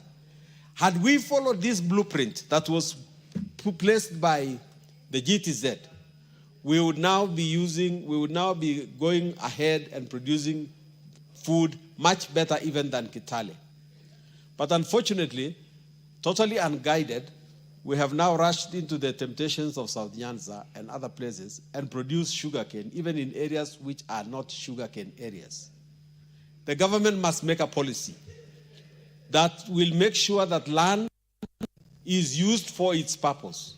Because whether we like it or not, if we try to force land to do what it cannot do, we will eventually collapse what it is already doing and collapse its future use.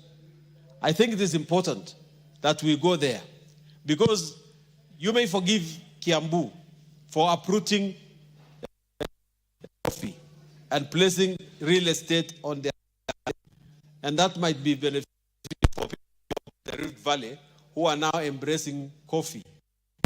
But if you do not get enough land on which will take over the responsibilities that used to be Bambu, we are no longer going to be proud as Kenya as for being coffee growing. Mr. Speaker, I wish to urge that the government makes a more serious policy backed by legislation the policy that is going to make sure that the use of land is sustainable for production of food, is sustainable to maintain generations that we have now and generations that will come after us. Mr. Speaker, I beg to second. Thank you. Order, honorable members, I propose the motion that aware that land is a critical but limited factor of production that supports human habitation and food production, noting that agriculture is Kenya's main economic mainstay, appreciating that the Central Bank of Kenya Monetary Policy Committee Agriculture Sector Survey 2022 estimated the contribution of the agriculture sector to the country's gross GDP to be 22% directly and 27% directly through its linkages and other sectors. Further, appreciating that the survey showed that the sector employs over 40% of the Kenya's total population, concerned that in the Land Reform Volume 3 publication, the Kenya Land Alliance Land estimated that only 70% of the country's land mass is classified as suitable for rain-fed agricultural land, while the remainder is either semi-arid or arid. Further, concerned that the country's agricultural productivity has been decreasing over the years. Cognizant of the fact that the decline in agricultural productivity is partly attributable to the shrinking agricultural land due to unplanned settlements that encroach on agricultural lands. Further concerned that agricultural lands, Further concerned that agricultural lands in rural areas are continually being subdivided into small portions for build development, thereby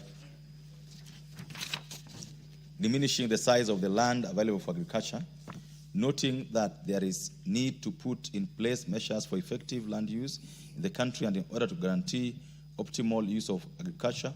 Now, therefore, This House resolves that the government, through the Ministry of Lands, Public Works, Housing and Urban Development, puts in place a policy framework for effective land use in rural areas by consolidating and designating zones for built development for commercial and residential developments with shared public utilities, and separate zones for agricultural use in order to arrest further diminishing of agricultural land and steady the country's agricultural productivity.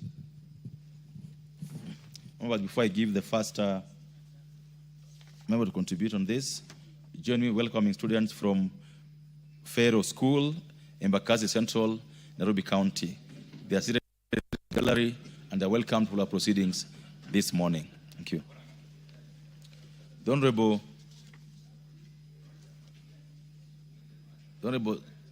Zamzam, I can't see Zamzam there. The Honorable Andrew Kwome. And before you contribute, the Honorable KJ, I can't see your card, so you have to put a card in there if you want to contribute. Honorable Kwome. Thank you, Mr. Speaker. Let me start by saying that land is a very, very important tool of everything within our country. The only unfortunate thing is that it is limited. What we have is what we must use. And in order that we maximize benefit of use of land, we must do what is necessary for maximization. Mr. Speaker, ever since we knew Kenya as an agricultural country, but we don't seem to be maintaining that philosophy of Kenya being an agricultural country, because our productivity, as the motion says, is declining.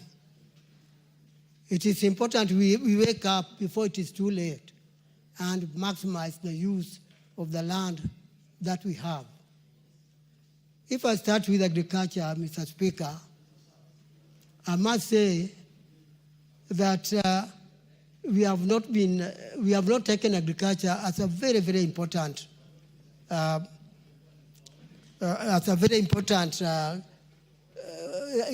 something very important for us to work on. Yet agriculture is responsible for our food, and it is responsible for various other cash earning. If we use our land properly for agriculture, we would be able to have food and also export our agricultural products.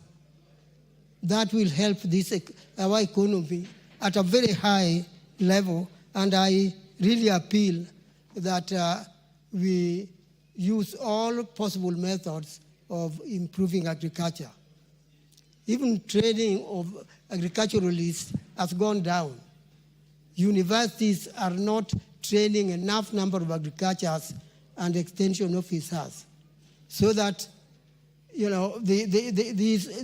the trained staff could go out and help the ordinary people, telling them what to do and how to use their land in order that we can do our maximum. My colleagues have mentioned, and I agree, that sometimes you find a fertile land being used for building houses. And the dry land, if there is any dry area, may be rocky and whatever, which would have been very useful for building the houses. That kind of piece of land is left lying idle, and people rush for an area which can be used for agriculture. So in zoning that that is in the motion, we could guide people on how they can live, leaving the fertile land for agriculture, and a land which is not very fertile can be used for these other purposes like building houses. Mr. Speaker, I also want to say that on the commercial side, we need to have maybe our shopping centers built in areas which are not extremely productive agriculturally. We can be maximizing the use of our agriculture if we leave, like I said before, fertile land for agriculture and dry land for building these other purposes. If we use our land carefully, it will also help us to give necessary facilities to those who are living in a collective area where, you know, you have, call it a small residential place. People can be building their houses there so that if you bring water, the water will cover many people instead of, like I see in our area particularly, people building their homes scattered all over, making it very difficult for the government to give them necessary facilities. I support the idea that zoning of how we can be able to use our land is very important, and we must do it. It is only unfortunate that this kind of statement is coming late when people have already built beautiful houses out there on land that ought to have been spared for agriculture. Mr. Speaker, I support. Thank you. The Honorable Sarah Korere. Shukrani Mheshimiwa Spika. Mheshimiwa Spika, ningependa pia kuongeza sauti yangu katika kuchangia hoja hii ya kutaka pahala maalum kutengwa ili kuweza kuzalisha chakula katika nchi hii na pia pahala maalum pa majengo. Lakini Mheshimiwa Spika, sio pahala pa kuzalisha chakula kwa kilimo peke yake, manake pia ufugaji, Mheshimiwa Spika, ni kiinua uchumi muhimu sana katika nchi hii. Na Mheshimiwa Spika, hivi masiku za karibu tumeona kule kugawanya ardhi vipande vidogo ambaye haitaweza zalisha chakula hata kidogo. Kwetu sisi wafugaji ina hatari kubwa sana kwamba hivi karibuni tutashindwa kufuga, Mheshimiwa Spika. Na ni wazi kabisa na tunajua kwamba katika nchi hii Wakenya wanapenda sana nyama choma. Mheshimiwa Spika, nyama choma inapatikana tu kwa mifugo, ng'ombe, mbuzi, ngamia, kondoo na kadhalika. Na Mheshimiwa Spika, pahala kama vile Laikipia kukigawanywa vipande vya ardhi kwota ekari, Mheshimiwa Spika, ufugaji tunaweka katika hatari kwa siku za nyusoni. Na Mheshimiwa Spika, inataka kabisa turudi kutathmini sheria za ardhi, manake ilivyo sasa ni baadhi ya majimbo machache sana ambaye bado imebaki na ardhi ya umma. Na Mheshimiwa Spika, nitasema tu kwa sababu lazima niseme. Baadhi ya majimbo hayo, ile ardhi ya umma ambaye imebaki katika mikono ya magavana na wengine ambaye tunajua kwamba ardhi imekuwa devolved. Na Mheshimiwa Spika, imekuwa ni kwamba ni kama kuwekea mbuzi fisi wakawachunga. Manake hiyo ardhi imeliwa na wale mabwana. Mheshimiwa Spika, ukitembea jimbo la Laikipia, ni aibu kwamba kuna watu bado wanaitwa masquatter. Watu ambaye wameishi huko kwa miaka na mikaka, karne tangu jadi. Na Mheshimiwa Spika, wakati ardhi ya umma inatwaliwa, unapata wameenda kubeba watu kutoka jimbo jirani kuja kuwapa ardhi wakiitwa wahisani sijui waekezaji, na jina wekezaji ama kwa kimombo investors imekuwa ni jina ya kuiba ardhi ya umma. Kwa hivyo Mheshimiwa Spika, aliyewasilisha hoja hii ni hoja muhimu sana, na nafikiri hatujachelewa sana. Inataka tudhathmini tena sheria za ardhi, manake tusipofanya hivyo, ardhi ni mojawapo ya sehemu muhimu sana ambayo hata inalete vita vya jamii kwa jamii, kwa sababu ya wale ambaye hawana ardhi kuona kwa kijisho wale ambayo wamekuja kunyakua ardhi yao. Kwa hivyo mheshimiwa, naunga hoja hii mkono na nampongeza aliyewasilisha. Asante. Mheshimiwa John Kiarie.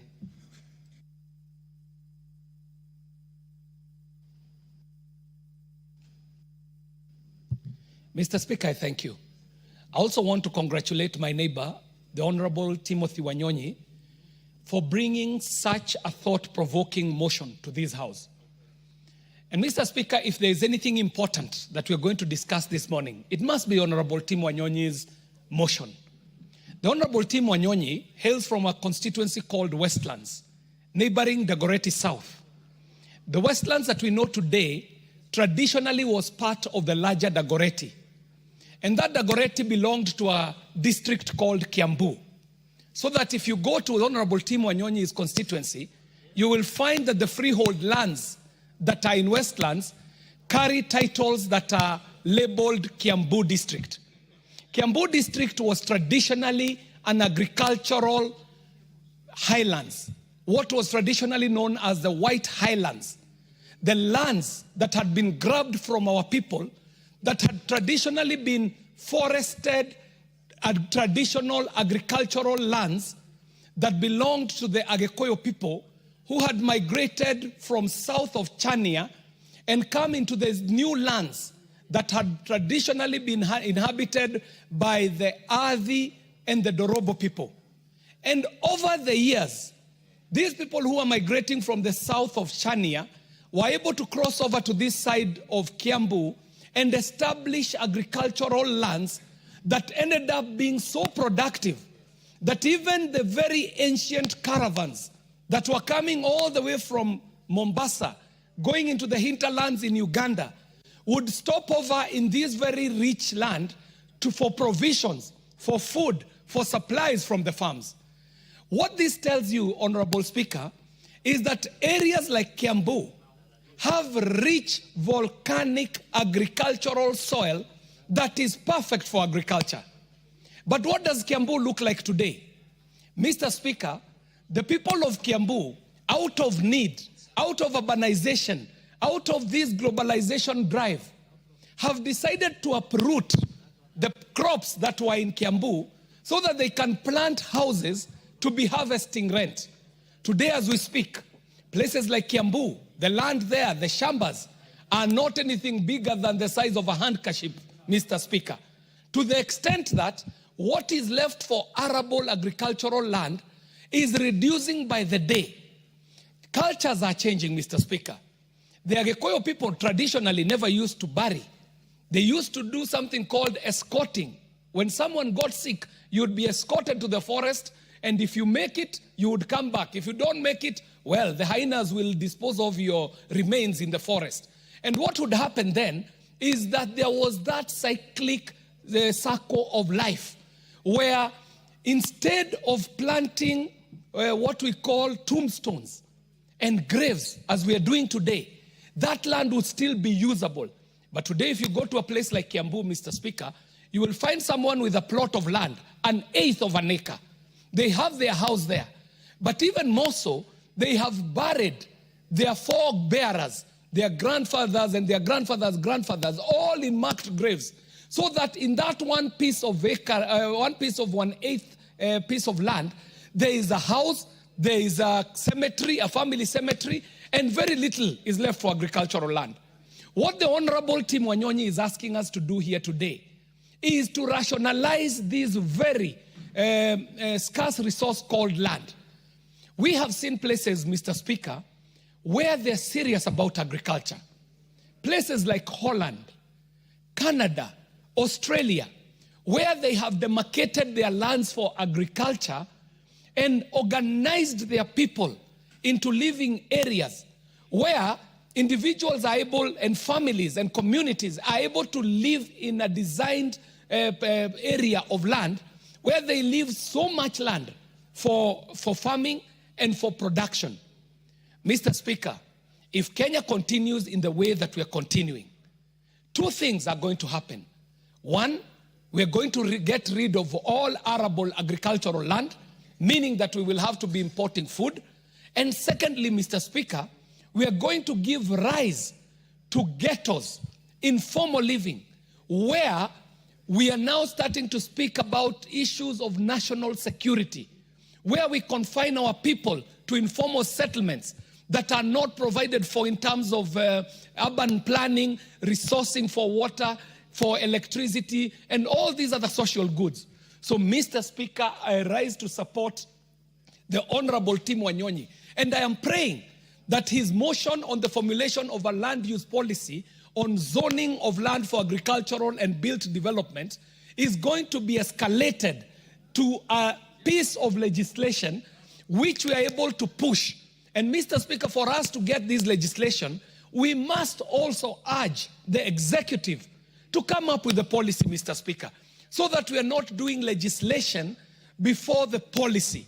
So, Mr. Speaker, I have to say that Honorable Tim Wanyonyi has pricked us at a time when, if we do not make changes and keep kicking the can down the road, the dangers are clear. Mr. Speaker, our country is a net importer. To reverse this country to be able to be exporting, we have to start with what we have in our hand. And what we have is agriculture, Mr. Speaker. We must consider how our agriculture is going to be meaningful, not only for food production, but also for value addition. If we start doing value addition to our agricultural produce, Mr. Speaker, then we start walking on our way towards industrialization, and then we can achieve the aspirations that we seek as a country to become a middle-income earning country, even as was projected by Vision 2030. Mr. Speaker, I want to decry the move that we have taken in terms of our attachment to land, Mr. Speaker. Our attachment to land is so emotive to a point when land issues come up, we throw out reason out of the window. But what this motion is calling us to do, Mr. Speaker, is to consider that Kenya today has a population of 50 plus million Kenyans. These 50 plus million Kenyans need places to live, but for them to live the quality of life we would want them to live, they will also need land for farming, for agriculture, for crop growing, and for animal husbandry. For us to be able to do that, we cannot continue in the haphazard manner of development that we have adopted.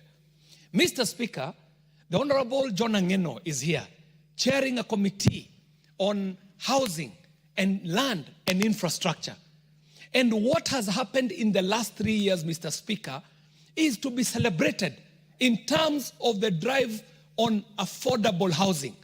Mr. Speaker, the model that has been brought forth by the affordable housing and the work that this committee did to make sure that this affordable housing is a reality is the way to go, Mr. Speaker, where Kenyans can agree that we shall set aside land for construction and built environment development, and we shall have land set aside for agriculture and for farming.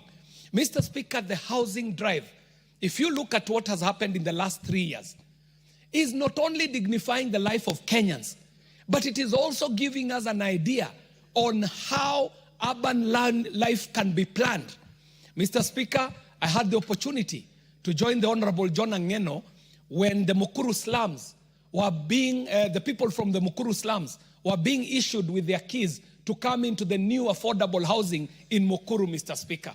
And what I saw, Mr. Speaker, is phenomenal.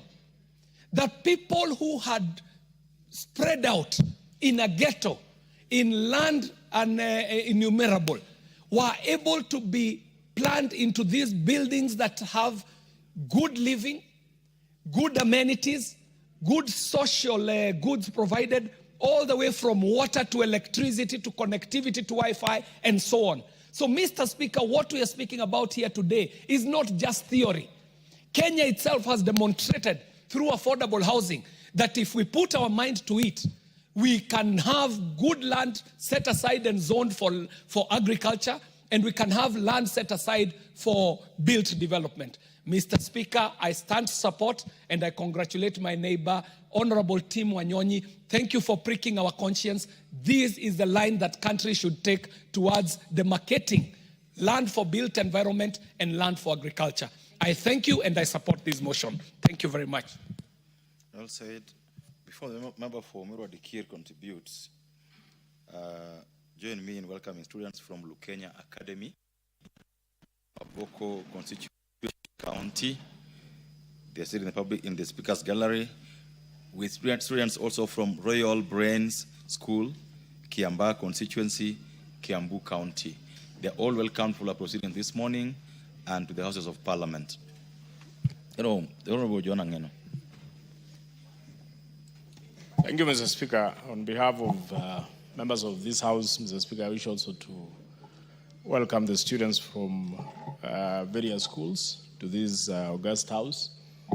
And my plea to all of them is that discipline is the most fundamental item in our institutions.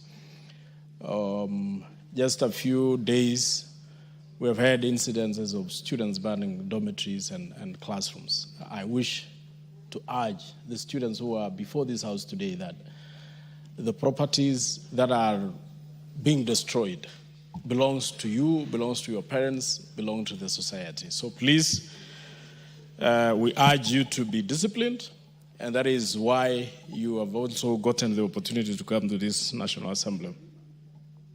Mr. Speaker, I wish also to weigh in on this issue of land. And Mr. Speaker, on independence. Mr. Speaker, before independence, this country was colonized by foreigners. But one thing which foreigners left for us, Mr. Speaker, was how they made use of the land they found. They consolidated the land. They identified the land which was for agricultural use, land for livestock, land for settlement. They had a proper plan on how to use land. Immediately after independence, Mr. Speaker, when we got the independence, Mr. Speaker, we started subdividing those lands to individuals and to start having settlements on those particular lands, Mr. Speaker, so that the lands which had been left for agricultural use, Mr. Speaker, no longer sustain agricultural activities because we have settled on them. Mr. Speaker, during the 2010 constitutional making process, Mr. Speaker, the major issue, actually the major debate which arose in that process of constitutional making process, Mr. Speaker, was land amalgamation. It was a question of how do we consolidate land so that we can have land for settlement and have land for agricultural use and land for development in matters of if it is an urban area. Mr. Speaker, it was a very heated debate, and many of us actually indulged in the fact that this constitution is not a good constitution because it may take land away from us, which actually, Mr. Speaker, later on we came to learn that it was a good idea, and that is why it was in it is actually put in Article 66, the matter to do with land use, planning of how to use land. Mr. Speaker, it is now that we are realizing, and I want to thank the member for bringing this motion before this House, and I will wish the member for Westlands. The member for Westlands, yes.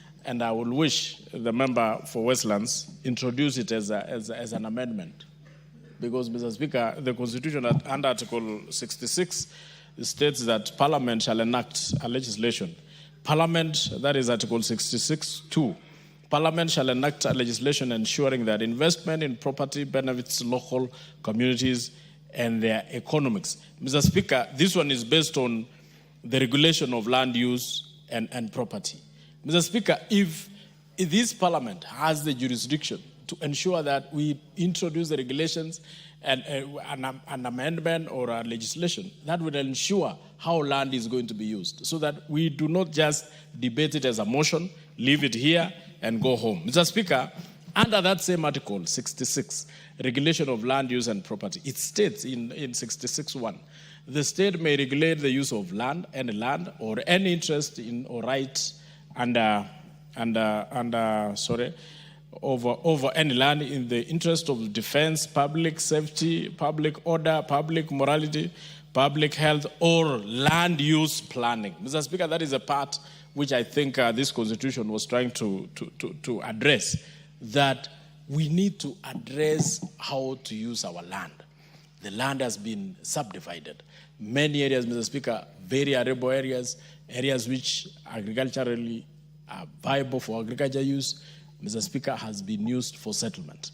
I wish we do this particular legislation that would allow the government to regulate how land is going to be subdivided, so that the remaining land, Mr. Speaker, which we think is good for agriculture, can now be protected for agriculture. The land that is good for settlement, we protect it for settlement. Mr. Speaker, last, the State Department, and this is through the President himself, he introduced the affordable housing program in the country, Mr. Speaker. The introduction of this affordable housing program, Mr. Speaker, was to ensure that apart from settling those who are living in slums, apart from also giving homes to those who do not have homes, Mr. Speaker, the most fundamental idea of this housing program, Mr. Speaker, was to ensure that we move the people to live in urban areas so that we can leave areas that we think are arable and good for agricultural use to be used for agricultural use. Mr. Speaker, because we need food. Food security in this country is still at 20%. Mr. Speaker, we are not food secure just because we do not have land to till. Most of the land has been used for settlement. So, Mr. Speaker, with the introduction, and I want to thank the President for introducing this particular vital element in our society, that let us build homes for our people, and then our people should now move to those particular homes and leave the land to be tilled or to be used for agricultural use. Mr. Speaker, on that note, Mr. Speaker, and we have seen so many areas, Mr. Speaker, which have exercised the same wisdom. Countries like US, UK, Russia, and so many other countries, Mr. Speaker, they actually put people in one settlement area and leave the rest of the land to be tilled, either by the government or by the people themselves. Mr. Speaker, if we were to follow the same concept, Mr. Speaker, our country can be food secure. We can have proper land that can be used for tilling, for agricultural use, for livestock keeping, and many other activities, Mr. Speaker. So I wish to support the member for introducing this particular motion. And I wish to say, Mr. Speaker, as we are building homes, Mr. Speaker, let us also give support to these, to the construction of homes. Let us give support to the President. Let us continue contributing towards building of these homes. Ensure that those homes are owned by the people, those very people from the lower cadre of the society. Let us not leave these homes to be bought or to be owned by the rich in this country. Let us ensure these homes are owned by those people who deserve to own homes and those people who do not have homes. Mr. Speaker, I thank and I support. Well said. The Honorable Member for Bondo, is it true that there is no land policy on zoning? Thank you, Mr. Speaker. Let me start by supporting the motion. While I bring a few comments here and there. One is the issue that we as a nation and as a government, we are late in this. Number two, we have learned very little. And number three, we have to really acknowledge that we are failing, because there have been all manner of indications from all through the colonial times. I don't know how many of us are able to remember what are called Swinehurst on land policy in 1954. Those are the times when we started talking about issues of bringing land together for purpose of agricultural use, for purpose of food production. So since 1954 to date, if you have not done anything, it means there are indicators of failure. Our constitution basically puts land tenure system into whether we are public, we are community, or it is private. All these three, if you look at them in terms of how the Constitution places them, public land is regulated and it's easy to regulate. There are areas either for purpose of public utilities, They are thoroughways, they are gazetted forests. This is easy. It's easy, they are regulated. And they are demarcated, and it's easy to know where they are. When it gets to the other aspect of private land,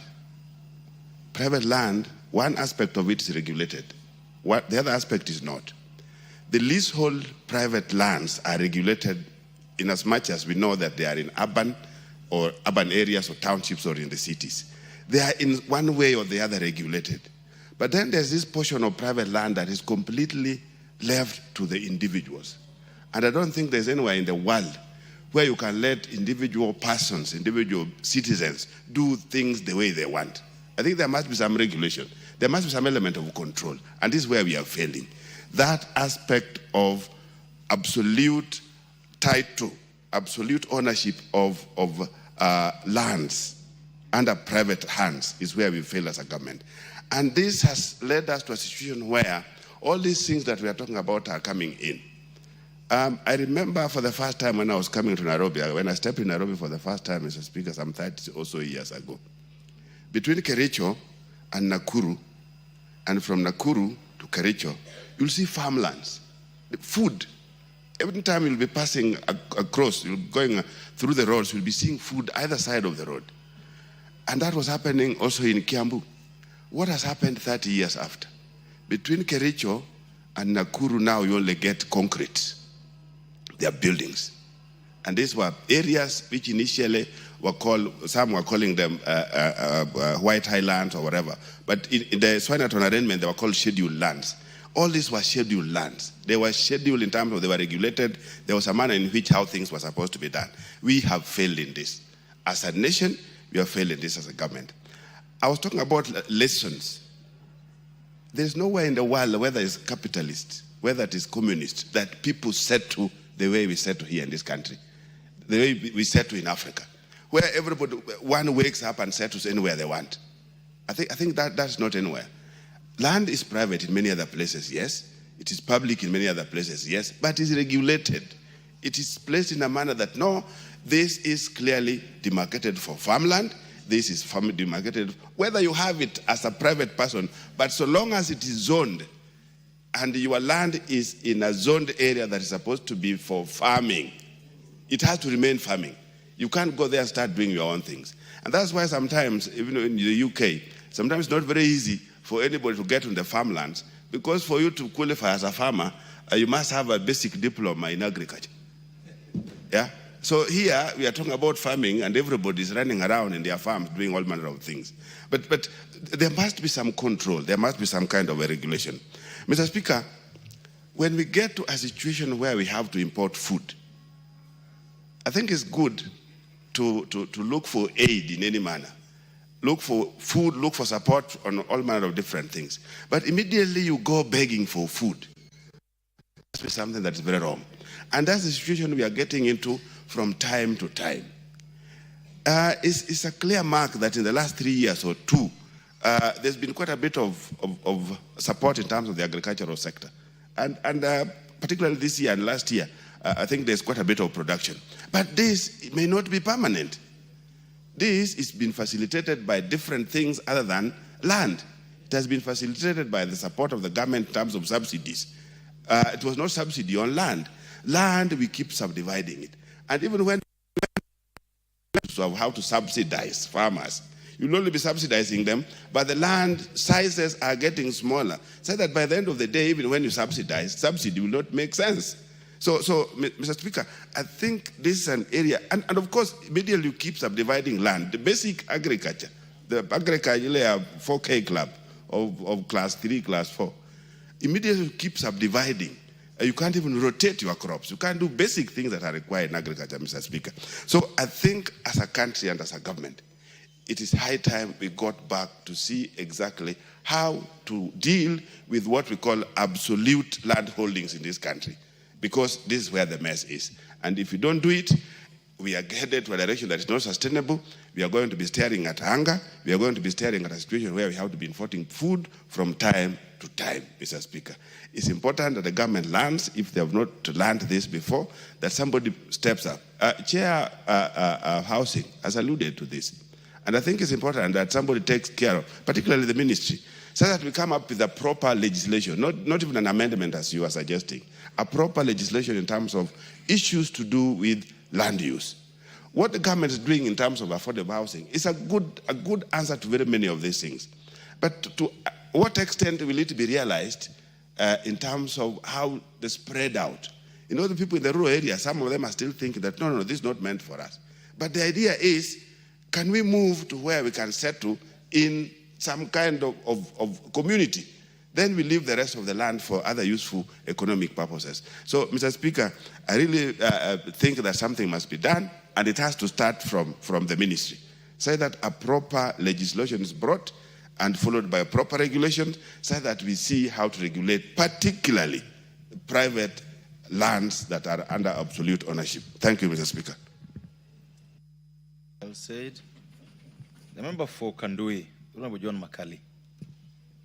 Thank you, Honorable Speaker, for the opportunity to also weigh in on this motion. At the outset, let me thank my colleague and member for Westlands, Honorable Tim Wanyonyi, for bringing this motion. Mr. Speaker, it is not denied that land is such a critical and valued asset in our communities. It is not also denied that at the moment where we are, we have a lot of problems touching on how we use our land. Taking into effect the importance of land, the Constitution of Kenya and the framers of the Constitution dedicated a whole chapter to issues of land use, to issues of land, classified land, and they gave responsibilities to this House to develop rules and regulations and legislation to bring into effect the provisions that are in the land chapter in the Constitution. This motion seeks to have a policy framework that will regulate land use. The first question I asked myself, Honorable Speaker, is do we have a policy framework or we don't? My answer to it, I've tried to speak, is that we have a policy framework. What we need to do is literally to revisit it and ask ourselves, is the policy framework in force serving us very well or not serving us very well? We take cognizance of the fact that agriculture contributes around 22% of our gross domestic product. Many of our people are employed in the agricultural sector. When we make our budgets here, we dedicate a lot of resources, though not sufficient, towards agricultural development. But if we look at our country, we have had so many cases, we have had disputes. When you go back to our courts, you'll find a lot of disputes touching on ownership of land and issues of inheritance. That's why we have created the environment and land courts, taking into cognizance the importance of land. We have had many succession disputes in our courts on how land needs to be utilized, how land needs to be used.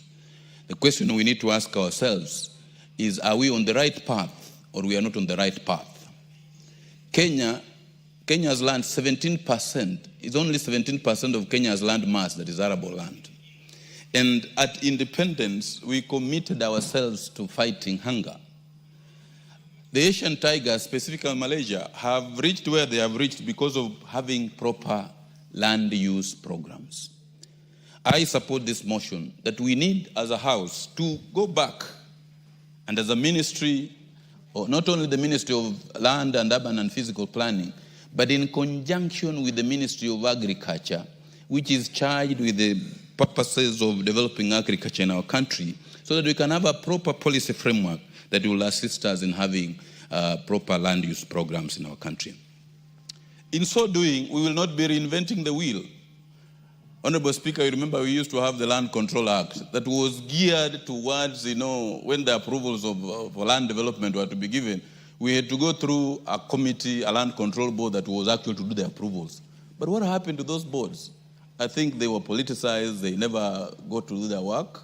And the urge that was there was basically anybody wanting to develop land, the approvals were being given in boardrooms. No regard was being had to the development somebody was going to do on the land. That's why you have a place like in Western Kenya, you'll not find somebody who has a whole 10 acres. Lands have been fragmented into small portions of 50 by 100, which cannot be economically used. So, Mr. Speaker, I actually support this particular motion. that we need to have a relook of the entire legislations we have and the regulations we have towards land use so that we can be able to have a way forward. Because if we do not, we are threatened, we're not going to have proper food security. Every now and then somebody buys land, you will find that somebody wants to go and, there's this obsession of brick and mortar and concrete. We want to go and develop and put up structures. Nobody is thinking about setting aside land for purposes of agricultural development. And even in those areas where land had been specifically set aside for agricultural development, like the ADC farms in Kitale, in Trans Nzoia, for example, you'll find they have actually been encroached on by, land grabbers, and we now don't have any sufficient parcels for agricultural development. And this is not only for agricultural development. We must also begin to move aside and set aside land for, like what he has put up in the motion for well-built environment, like what we are doing now in developing affordable housing, so that we can be able to safeguard land for purposes of agricultural development. So they can have places set aside for residents, places set aside for agricultural development, so that we can be a food secure nation. Honorable Speaker, I actually support this motion. It's well thought out. And we need also, as we move on, because Article 66, the chapter on land in the Constitution of Kenya, has literally classified land into three groups: public land, community land, and private land. When we were in school doing our land law, we were saying the absolute proprietorship title was a title for abuse and disabuse. So we need also to relook into it and do a lot of sensitization, that even if you have an absolute title, it is not absolute in the sense that you can do really anything you want upon it. We need to do a lot of sensitization so that say we must have planned development for the sake of our country and the sake of future generations.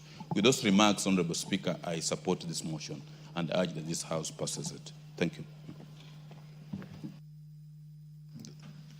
The Honorable Mutunga, you're going to speak after the Honorable Karoli and the Honorable Githinji. That is how it appears on my board.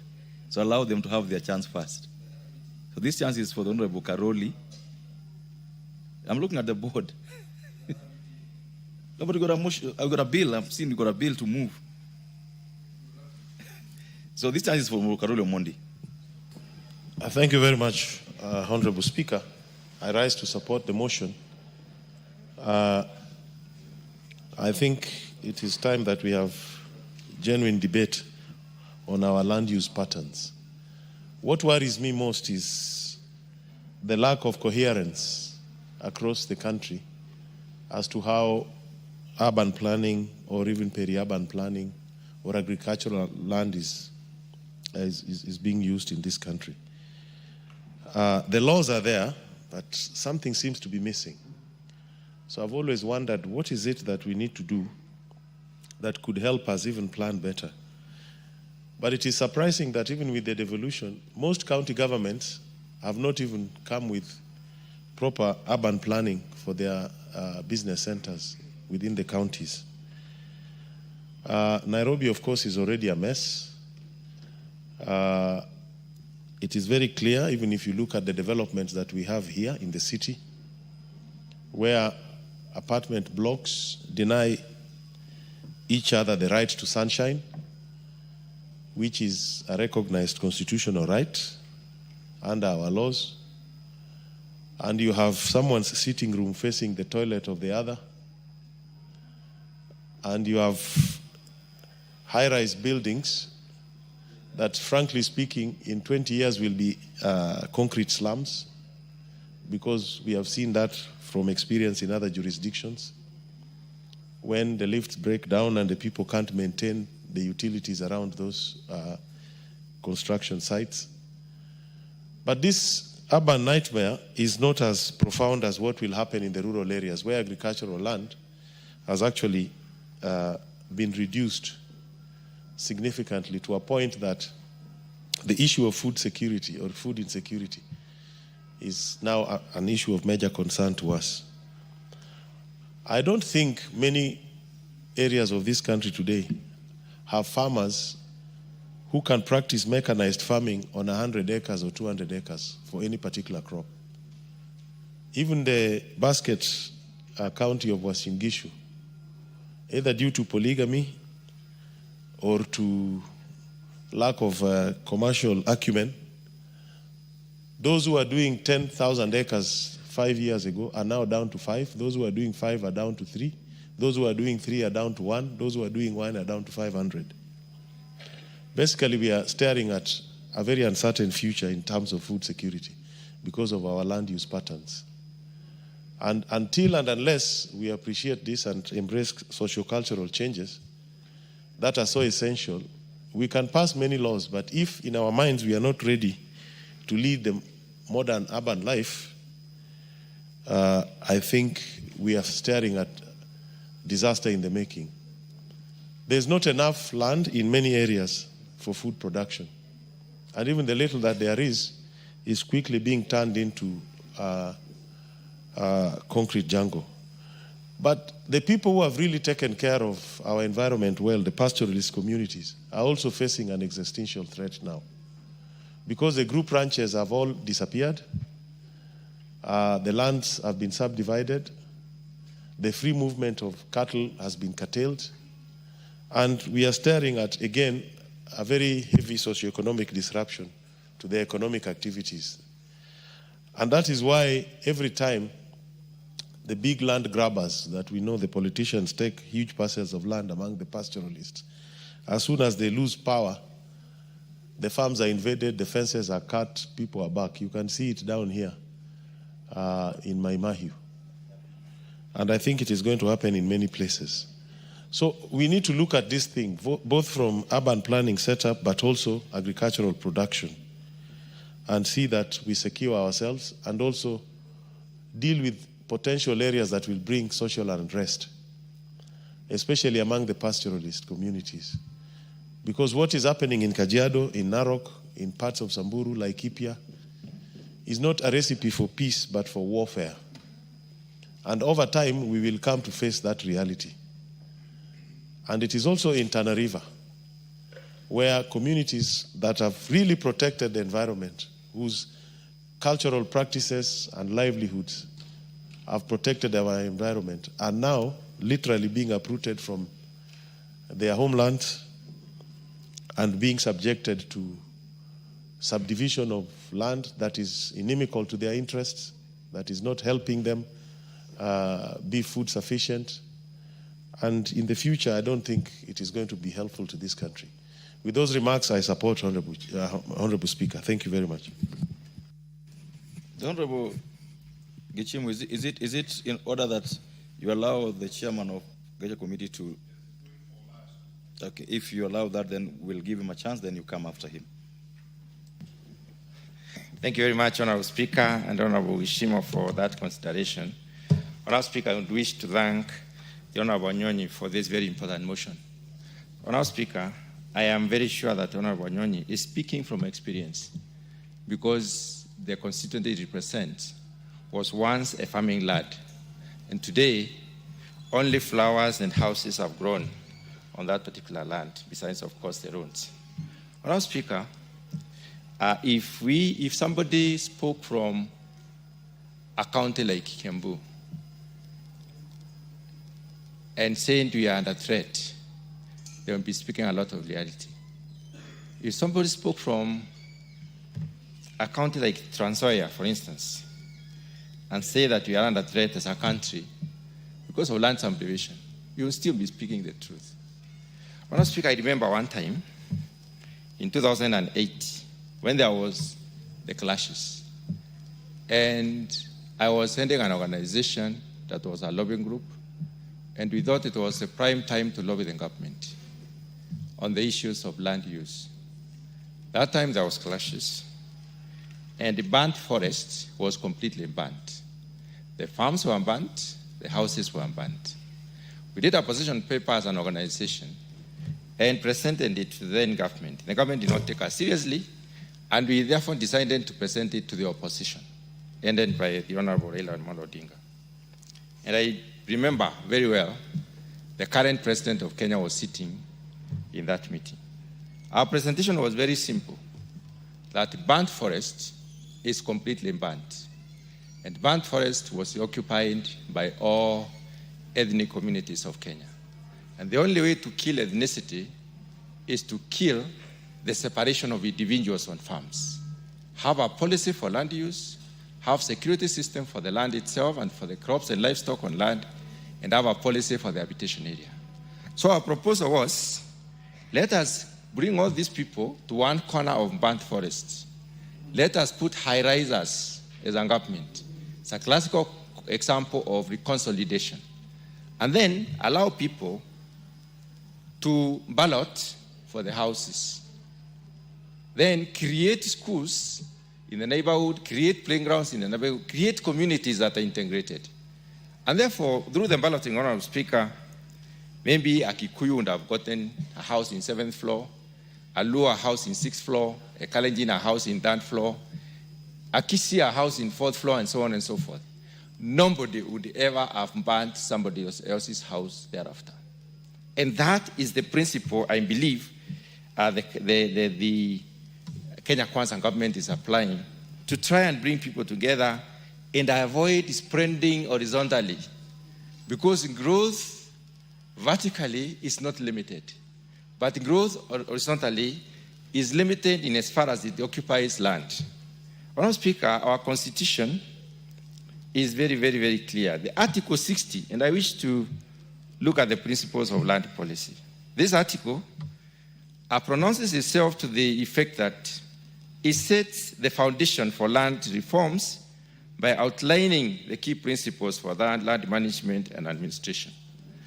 Brings out the issue of equity on access to land, which has been overexploited in this country, security of land rights, sustainable and the productive management of land resources, transparent use of, transparent and cost-effective administration of land, sound conservation of ecological sites, ecologically sensitive areas, elimination of gender discrimination in land and property matters, and encouragement of community participation in land dispute. In this policy provision, there is nothing on demarcation of land and specification of use for optimization of economic, benefit from such land. Madam Speaker, the former speakers have alluded to the way the Constitution describes land.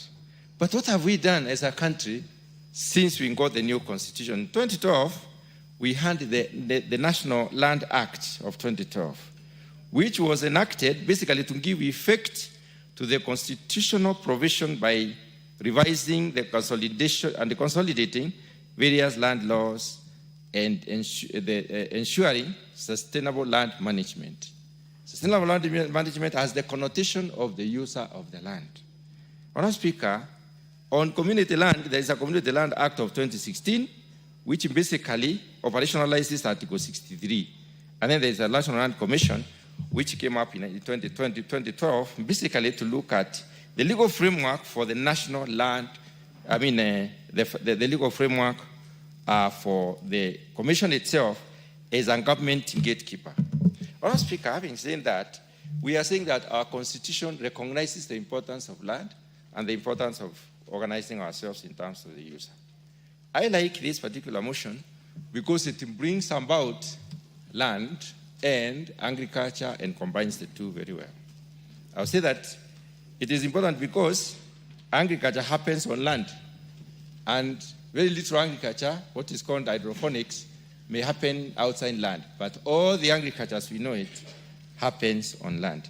So if we do not use land sustainably, it therefore implies that we jeopardize the possibilities of the future generations to benefit from the land as a resource and as a provision. So this relationship on land itself and agriculture is very, very key. And I want to loop in the issue of environment. Environment happens also on land. And the land management has a connotation of improvement of the environment. Madam Speaker, as a country, we have aimed a lot more on segmentation, on subdivision, on monetization of land. The predicament we are in is that we do not look at land in view of its user. There is documentary evidence, which is empirically proven, that about 16 to 17% of land in agriculture is available for crop production without requiring irrigation. What that means is that we can only grow crops in about 17% at most without irrigation, either supplementary irrigation or entire infrastructural set of irrigation. Honourable Speaker, what that tells us is that we need to be extremely careful. But then let's look at where is that 16% or 17% of agricultural land. It is around central Kenya, it's in the Western Islands, it is in the southwestern islands, and around Mount Kenya region. Honourable Speaker, that land has been put into alternative use. And I would like to say this, that whenever we put up a building, a brick building or a stone building on land, we deny agricultural use for that land for more than 100 years, unless some deliberate effort is put in place to demolish, carry away the rock, and then rehabilitate the soil. So, Honourable Speaker, I hate to interrupt you, but based on the places you've mentioned, what do you say about the deliberate policy then of or unclassifying lands in Nyanza, Western Kenya, where we are told we couldn't do coffee, yet coffee can do very well in Western and Nyanza. We are told we could not do crops because they are, in quotes, white crops. How does that add into what you're debating now? Honourable Speaker, agriculture is professionally organized in the sense that there is clear identification of the agroecologies in Kenya. There are about 7. In those agroecologies, there is also the linkage between the agroecological zone and the crops and livestock that can do well in those, that can optimize the use of those zones. So most of the areas in this country can be used for specific purposes based on the degree of optimization and the correctness of linkage. Now, we are discovering slowly that the greater Rift Valley can be used for coffee production. We're also discovering that Nyanza, some parts of Nyanza can be used for coffee production. But this was not there in the past, has not been exploited as it were. As advancements have gone on research, in terms of producing relevant varieties and cultivars that would suit a given area, then we give such areas some relevance in terms of productivity. So it is possible to use such land for that particular purpose. Honourable Speaker, when did we go wrong? We went wrong at the point of when we decided to form land buying companies, and then instead of utilizing the piece of land as a unit, all of us as members of that particular land buying company, we decided to subdivide it into give me a minute more. Individuals. And that is why we went wrong. We need to go back there. Honourable Speaker, when I look at Nairobi and wonder, and I wonder where is Nairobi growing to, it would be very gratifying if Nairobi was growing towards the Rift Valley. Because along the escarpment, we would have the most beautiful houses in this world, overlooking the valley and also giving people an opportunity to watch sunset. But we are growing towards Kiambu. We are taking up the land that will be used for crop production for our young nation and becoming younger by the day, Honourable Speaker, because I don't think we are very serious in terms of family planning. We are becoming younger and younger because the pyramid is like that. Very few people who are old and very many people who are young. And we are misusing or rather taking away the opportunities for the young people even in that particular issue. So what do we need to do? We need to reorganize our land. We need to set aside land for agriculture, land for housing, land for urbanization. And then we need to have different rates for this land. Let us not monetize land as a commodity. Let us say this land is for agriculture and this is the price of land here. And you can only do agriculture in this particular area. There should be no change of use when it comes to agricultural land. Well said. Thank you, Honourable Speaker, for allowing me also to weigh in this very, very important motion by Honourable Tim Wanyonyi, member for Westlands. Honourable Speaker, as I support this motion, I also support it with some rider because there exists a policy on land zoning in this country under the Physical and Land Use Planning Act, which separates land or zones lands into residential, commercial, agricultural, and industrial. However, what lacks, I believe, it's not on general policy on zoning. It's now a policy on specific land that has been zoned for agricultural use, so that that land can be optimally utilized for agriculture, so that within the areas that have been zoned for agriculture, we specifically, or the policy would specifically preserve it for agriculture and have some areas within for settlement. And that policy would really help, because it would mitigate against the effects, the negative effects of the climate change, because a lot of land would be used for agriculture. And also the services to the people. If like 1,000 acres are zoned for agriculture, and probably people are consolidated within a smaller area of about maybe 5 acres or so, then it will be easy for people to be provided services like roads, electricity, water, schools, and all the other amenities together. And it will be very easy and cheaper even for the government.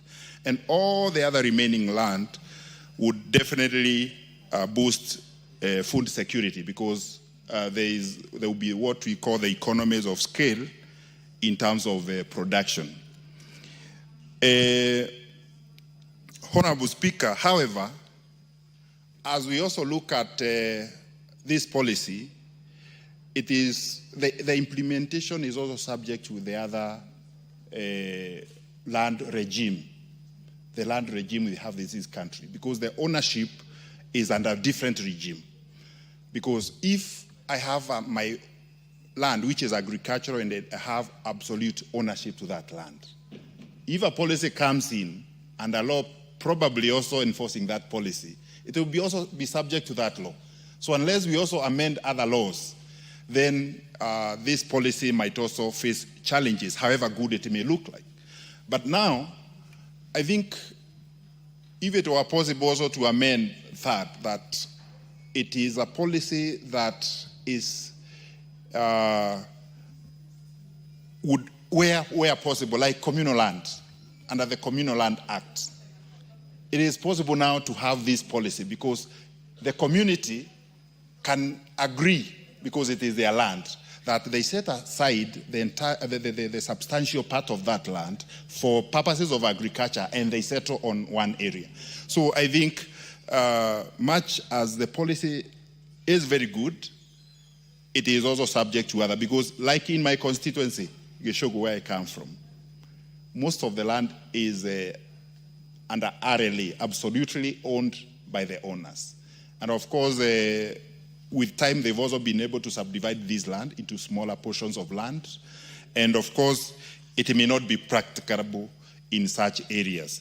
But I think where we have now bigger chunks of land left in this country, I think it would be easy to convince communities where such lands exist, including in Maasai land, where Honorable Parashina comes from, to accept that it can work, so that they can be able to boost food security and earn more. And that policy on that situation has happened in many other countries. We have seen in Netherlands, it works very well. We've also seen in Israel, where we have the kibbutz system, whereby people own land and live in just smaller areas where their services can be provided, and they own the entire land in shares, or in whichever way they may agree to share the proceeds of the land. However, Honorable Speaker, in general, I do support, but I believe this policy, even if it goes through this parliament, will also face challenges, because there is the existence of other laws that also people have rights to. Honorable Speaker, I support. Thank you. Well said. Member for Sirisia. Thank you very much, Honorable Speaker, for giving me a chance also to contribute on this motion. I rise to support the motion, Honorable Speaker, motion number 044 of 2023, moved by the Honorable Tim Wanyonyi, MP Westlands, for government through the Ministry of Land, Public Works, Housing, and Urban Development. Honorable Speaker, land is not just an asset. It is a foundation of our national economy, identity, and future prosperity. Honorable Speaker, agriculture particularly remains the key significant economic drive. Honorable Speaker, the Central Bank of Kenya, Honorable Speaker, through Agriculture Sector Survey 2022, estimated that agriculture contributes 22% directly and indirectly 27%, Honorable Speaker. Indirectly to our GDP, particularly through its linkage to trade, transport, and manufacturing, over 44%, Honorable Speaker. Kenya drives the livelihood from agriculture, with rural counties almost entirely, Mr. Speaker, depend on it. Honorable Speaker, in this country, Honorable Speaker, land is very important to each and every one of us. People fight, even kill each other because of land, Honorable Speaker, as you know. Honorable Speaker, I call this House to support this motion as a forward-looking national policy that can help this country. Honorable Speaker, this motion calls for a government to act within its constitutional policy and mandate to create a zoning framework for the surplus agriculture and land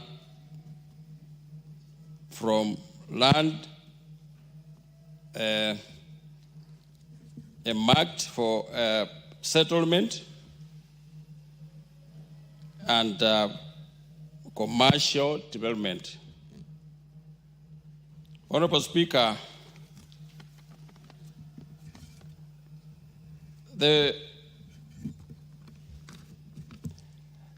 framework or a zoning policy would also complete the affordable housing program, causing that housing projects are implemented within a designed, build up a zoning, and also in a high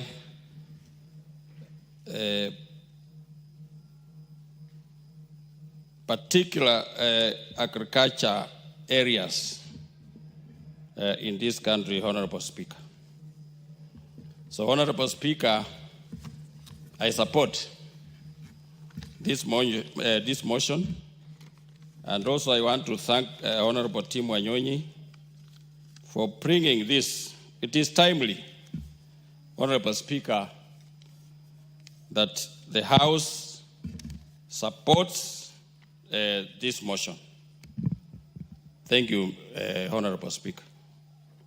Thank you. Well said. The Honorable Naomi Wako.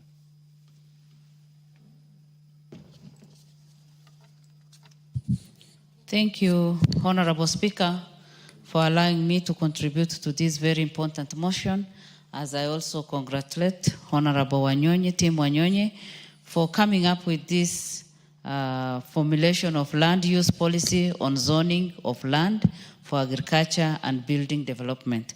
Honorable Speaker, our country is growing very fast, and we also have a lot of dreams so that we grow our country and also come up with development structures.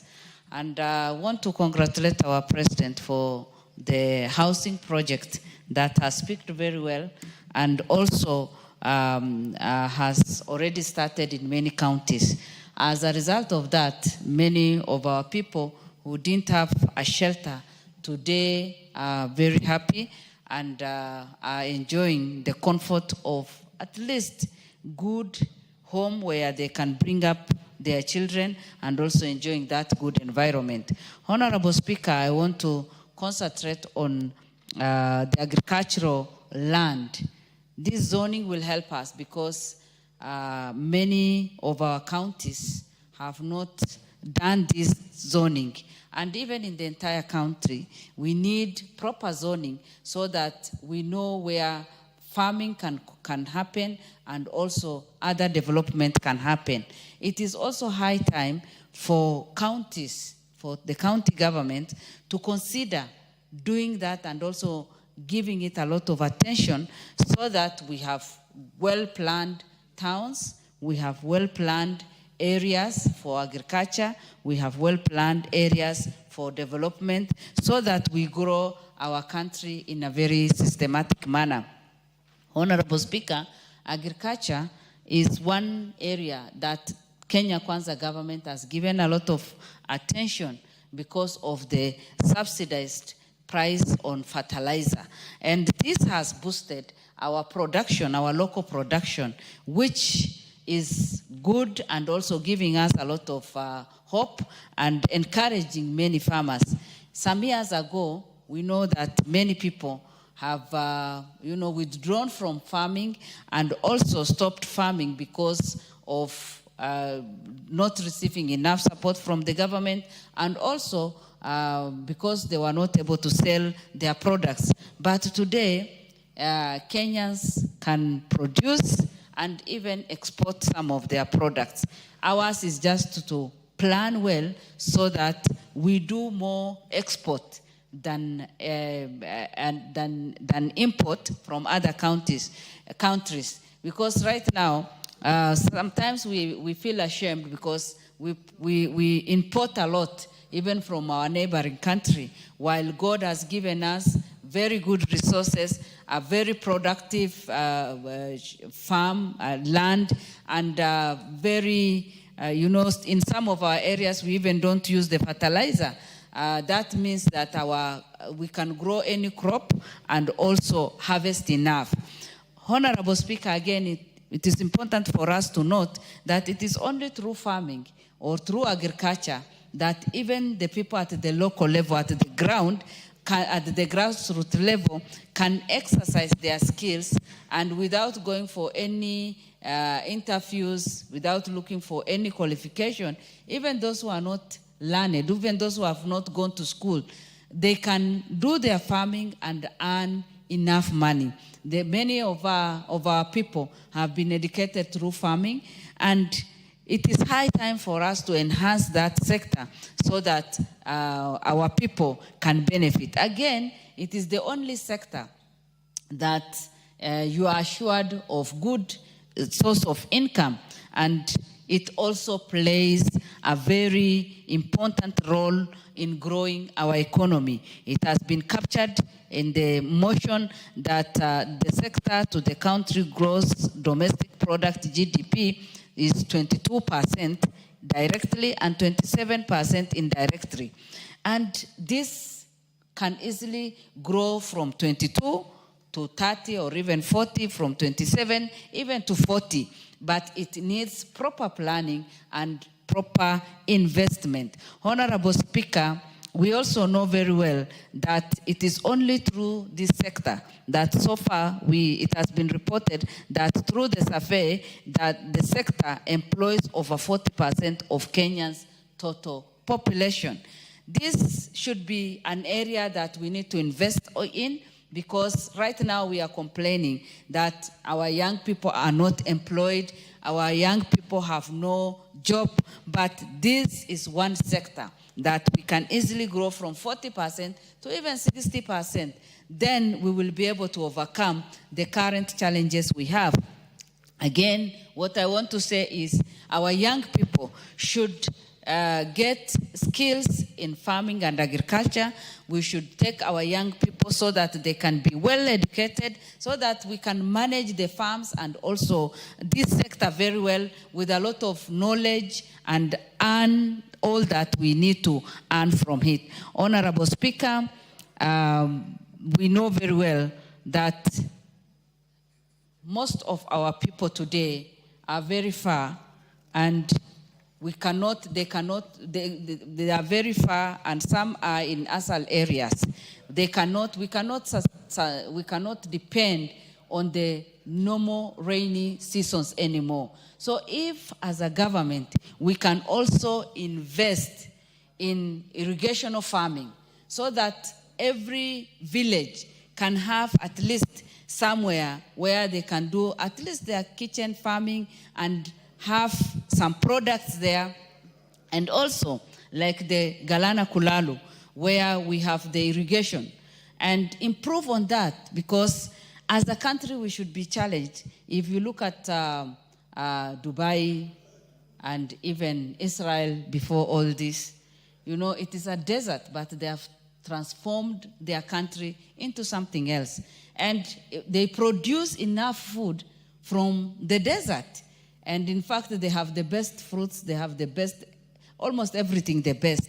And if as a country we can focus on agriculture, then we will be able to do great and also have a healthy society. Honorable Speaker, I agree with the resolutions that the motion is requesting, that this House resolves that the government, through the Ministry of Land, Public Works, Housing and Urban Development, puts in place the policy framework for effective land use in rural areas by consolidating and designating zones for built development, for commercial and residential development with shared public utilities, and separate zones for agriculture use in order to arrest further diminishing. We cannot, as a country, continue losing agricultural farm, because that is the backbone of this country. A country that cannot feed its people is not a country. And if we are self-sustaining, if we want to be a country that we all want to be, and if we want to be a country that we can all be proud of, we must make sure that we have enough land for agriculture and also other development, so that we can grow our country both economically and socially. With those few remarks, Honorable Speaker, I support the motion. Thank you. Thank you. Members, I will have the Honorable Sakimba, followed by the Honorable Nyoro, and then we'll go for Sowundo in that order. I can see Honorable Tugu Kwenya is on intervention. You have something out of order? Anything out of order?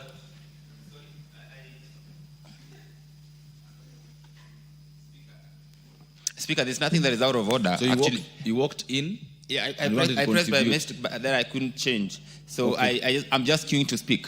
Okay, you are the last one in the queue. Okay, Mr. Speaker. Thank you. Okay.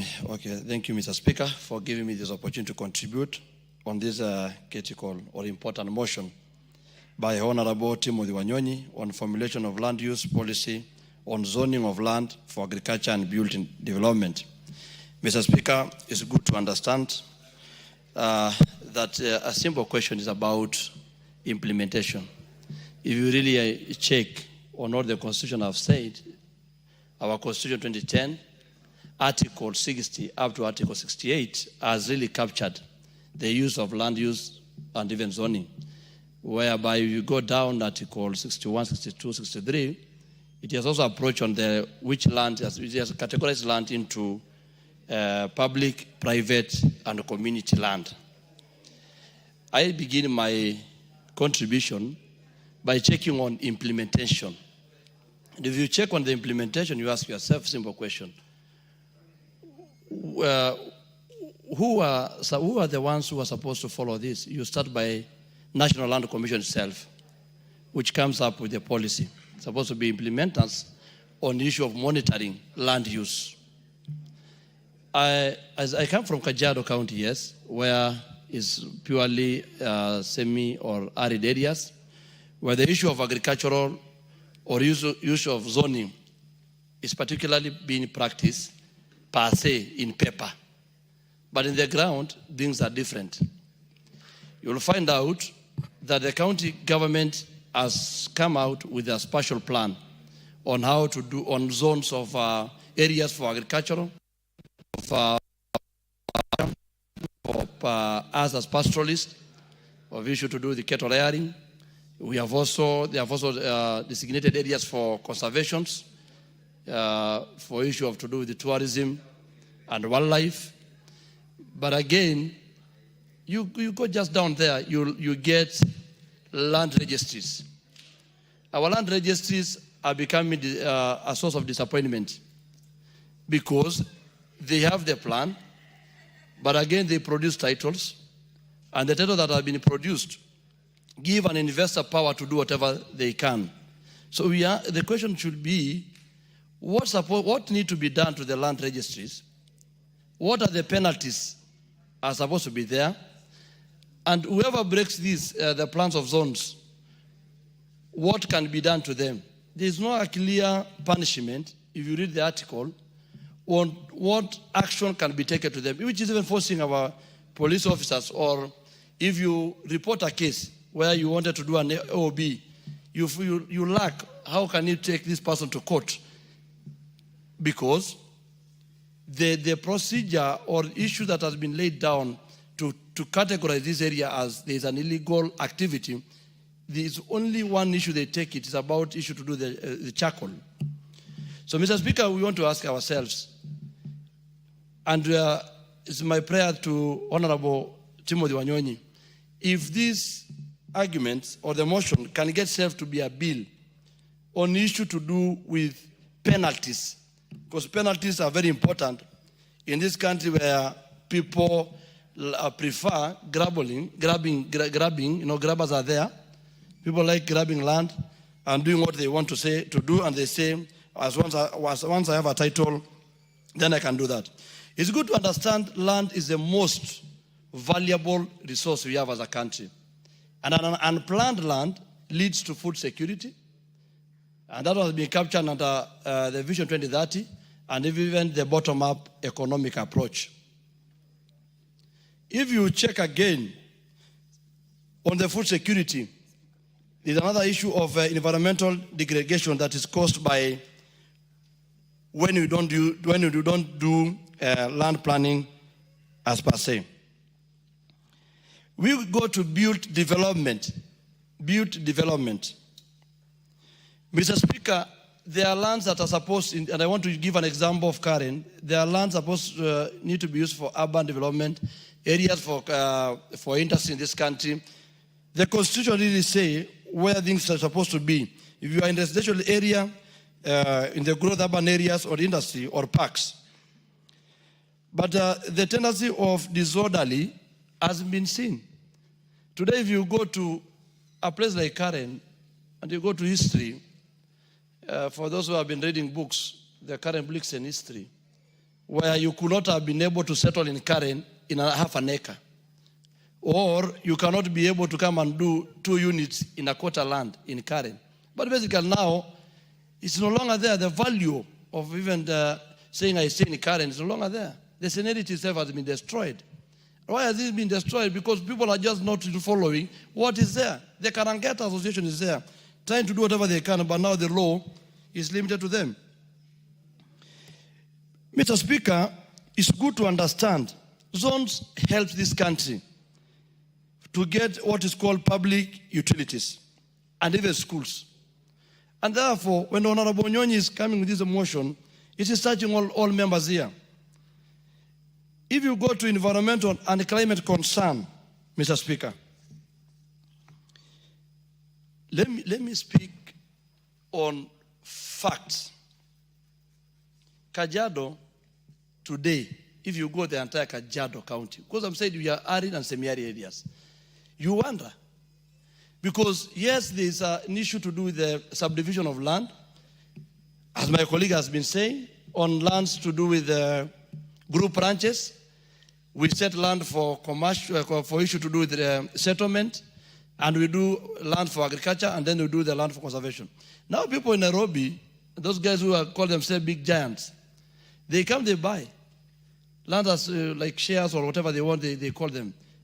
They buy big size of land. Then after maybe 6 months down the line, you find the whole forest, where the places which were green, where there was water catchments, has been destroyed. The guy is busy putting cabbages. The guy is busy putting other things there in the land. And then when you ask them, they tell you, as long as I bought the land, you can't question me. And we have seen now, that one has destroyed, Mr. Speaker, as indigenous or pastoralists.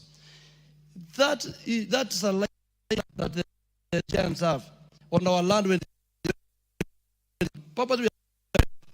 they come there and cheat our community. They cheat them. Now they start doing big projects. My communities or pastoral, land to us is too emotional. You can for tourism, yes, and surrender land for wildlife. 100,000 of acres for even wildlife to promote our tourism. That is our source of income. And that source of our income, you find also is also our source of our pride. Someone come and destroy, you come and destroy our hills just because you wanted to produce food for Nairobi, food for export or food for other purposes. So people follow zoning, and people on that one, you will find out every community in this is happy, Mr. Speaker. Mr. Speaker, on issue, as when we are arguing pastoralists, most affected, but the issue investors, I want to take the Speaker and the members of Ikidong Ranch. They are next to my mic. Taken community, and they're basically taken by the community for geothermal power production. But you're going to find 200,000 acres. How can 200,000 and the only in the the source of that one? So you'll find out, Mr. Speaker, that balance the interest of everyone. The only way to balance the interest of every community, of investors, of people who are, is by having the historic, Mr. Speaker. I urge this House, as long, because we all understand that Article 68 is still open of our Constitution. That is mandating this House to check or not need to be added or not what need to be done to ensure that everything is sorted out to help our people. And Mr. Speaker, I conclude by saying I support the motion because it brings order, sustainable land management in this country. Thank you, Mr. Speaker. Before the member for Kiharu, members, join me in welcoming the students from Ongata Academy, Kajiado North Constituency, Kajiado County. They are sitting in the public gallery and they are welcomed for our proceedings this afternoon. Go ahead. Thank you very much, Mr. Speaker, for this chance to contribute to this motion. And it's timely and it's important for us to think about zoning of land, and especially for various uses. And there are various categories of zoning, Honorable Speaker, that I may wish to address. One is in terms of ownership, but the second layer is in terms of use. In terms of ownership, it is important for us to be very clear-minded on what is private land, what is public land, and also what is community land. Honorable Speaker, I have seen also that we need a lot of efficiency when we dezone or when we reallocate the zoning, and especially in terms of ownership. When we intend to do development projects in Kenya, Honorable Speaker, development projects are only done on public land because we are investing public resources. But we have seen the previous owners of this land agonizing all the time when it comes to compensation of that land, Honorable Speaker. And it is important for us to be very forthright in having regulations that also protect private property. And Honorable Speaker, what ought to happen is that when there is a public development, whether it's a dam or a road or any other kind of development, Honorable Speaker, the regulation should be that there should not be construction before the ownership changes. And ownership changes when there is a transaction, Honorable Speaker. And a transaction happens when there is change of money and resources. Because I have seen many countless families in Kenya who surrendered their private land, but they are yet to be compensated, yet the public facility or public development that was to happen already happened. And therefore they move from office to office looking for this compensation. We need to be forthright and clear-minded in also safeguarding the sanctity of private ownership of property, Honorable Speaker, and especially when it comes to government taking up those properties. The other thing, Honorable Speaker, is in terms of use. And use can be in many ways. It can be in terms of industrialization, industrial zones. It could be in terms of development that is residential, commercial. It could also be in terms of agriculture, Honorable Speaker. And in that respect, I believe in terms of the zoning of this land, what we have in mind, Honorable Speaker, is especially agriculture. But Honorable Speaker, it is important for us as this House to constantly also be aware of the level at which agriculture should be involved in our economy. Honorable Speaker, all the time when we are doing policy, we are very keen to exalt primary production and especially agriculture, simply because many times policymakers are also elected by the people and they are politicians, and therefore we try to appeal where the majority of the people are. But Honorable Speaker, it does not necessarily mean that agriculture and primary production is necessarily the best thing for an economy. Honorable Speaker, actually, when you are defining a developed country would be like the OECD countries, Honorable Speaker, like most of the Europe countries, and currently, of course, having Asia in it, Honorable Speaker. When you give all the definitions GDP per capita, GDP, and all the rest, one other definition of a developed country is a country where agriculture constitutes less than 10% of the GDP, not more. And therefore, if we seek to be a developed country, we must not be very happy when you are submitting in this House how agriculture accounts for 18% of our GDP, because it means we have a lot of catching up to do. A country like the US, Honorable Speaker, even with the large-scale farming that happens there, agriculture accounts for less than 4% of the US economy. China, which is now growing, Honorable Speaker, agriculture accounts for 7 to 8% of their GDP. More interestingly, Honorable Speaker, a country like Germany, the involvement of agriculture to GDP is 0.97%. And Honorable Speaker, it is actually below 1% in many of those OECD countries. And therefore, it calls us on one thing also to reflect. Why is that so? Why should agriculture not account for 10% of the GDP in a developed country? It is because many times also we confuse agriculture and farming. Honorable Speaker, agriculture is a chain.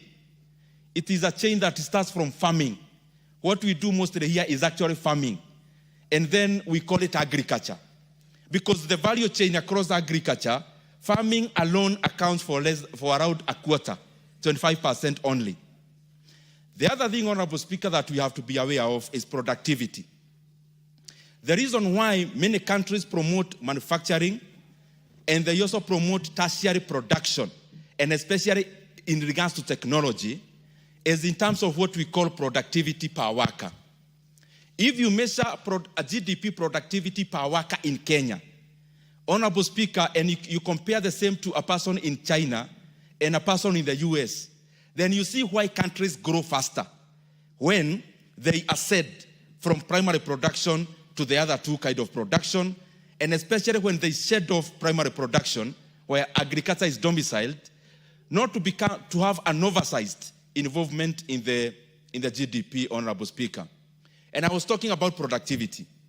In Kenya, we say agriculture is the dominant thing that we do. But why is it that a sector that is employing over 70% of the rural population, how comes it only contributes less than 18% of our GDP? Then it shows that a very small fraction of the GDP carries a huge size of our population. Meaning, if you prorate that, it shows that productivity in agriculture is very low. Because again, agriculture in Kenya, Honorable Speaker, is also not mechanized. So what we are calling agriculture is also subsistence, Honorable Speaker. And therefore, we need to do much more. If we need agriculture to be something that is helping our economy, one thing we have to do, number one, is to mechanize. But number two is not to stop at agriculture. Is to look at the synergies, is to look at agriculture value addition and manufacturing value addition, so that there is a blend, Honorable Speaker, and there is a communication in terms of this side of the economy communicates to the other. Honorable Speaker, let me give you some of the figures, and especially citing government figures itself. Yes. Would it be wrong if agriculture contributed 70% of our GDP, real agriculture? Would it not make us develop? It would be very wrong, Honorable Speaker. Why? Because productivity per worker is what makes GDP of a country spur and go up. So if you have so many people engaging in a low level of equilibrium, low level of equilibrium meaning they are trapped, that you can't go past this ceiling. You are engaging in raw agriculture. So whatever you do as a farmer, 1 acre of land can only give you too much. You cannot scale past that. Because one land is, that piece of land is that piece of land. The other thing, Honorable Speaker, even as I answer you, agriculture is based on something we call decreasing return to scale. The other two, that is manufacturing and tertiary production, are based on something we call increasing return to scale. What does this mean? When you have a piece of land like the size of Kenya, what we do and we are encouraged to do all the time is to first till the land where land is fertile. And therefore production starts at the peak. When you have a piece of land, you don't go you start with where you have red soil. You cultivate that. After you cultivate that, that is when you go to the other parts of the land. What does that mean? As you start agriculture, you start cultivating in areas that require very little input for optimal output. But, Honorable Speaker, as you progress, then you move to areas that need irrigation. Irrigation is an input. It increases cost, Honorable Speaker. So it is diminishing return to scale. But manufacturing and tertiary production is increasing. And therefore, it's much more possible to scale when it comes to manufacturing. It is much more possible to scale when you're talking about tertiary production, and especially in tech. And that is why our economy, Kenya and Africa, must embrace that we have to keep on diminishing the involvement of agriculture in our GDP and hating the others. Again, Honorable Speaker, the produce from agriculture are based on what we call add Ndindi 10 seconds, 10 minutes, 1 minute. Thank you very much, Honorable Speaker, for that 1 minute. I was just trying to make a point that, Honorable Speaker, it is important, even as we try to drive and to spur agriculture, it is also important that we grow the other areas. And the point I was making, every produce from agriculture and primary production is trapped in market prices. Because a mango in Kenya, an equivalent mango in Kenya, would cost the same in an equivalent mango in any other market. But when you come to manufacturing and tertiary production, you are able to do what is called differentiation of product. That you can have a car called Mercedes with the same function as a car called Toyota, but one may be priced higher than the other. And therefore, Honorable Speaker, that is why it is important for the economy to also look at the other two, because there is no way an economy grows based on primary production alone. I submit, Honorable Speaker. Honorable Undo. Thank you, Honorable Speaker. Allow me also to join my colleagues in thanking Honorable Tim Wanyonyi, the MP for Westlands, the famous Westlands, and probably the incoming governor of Honorable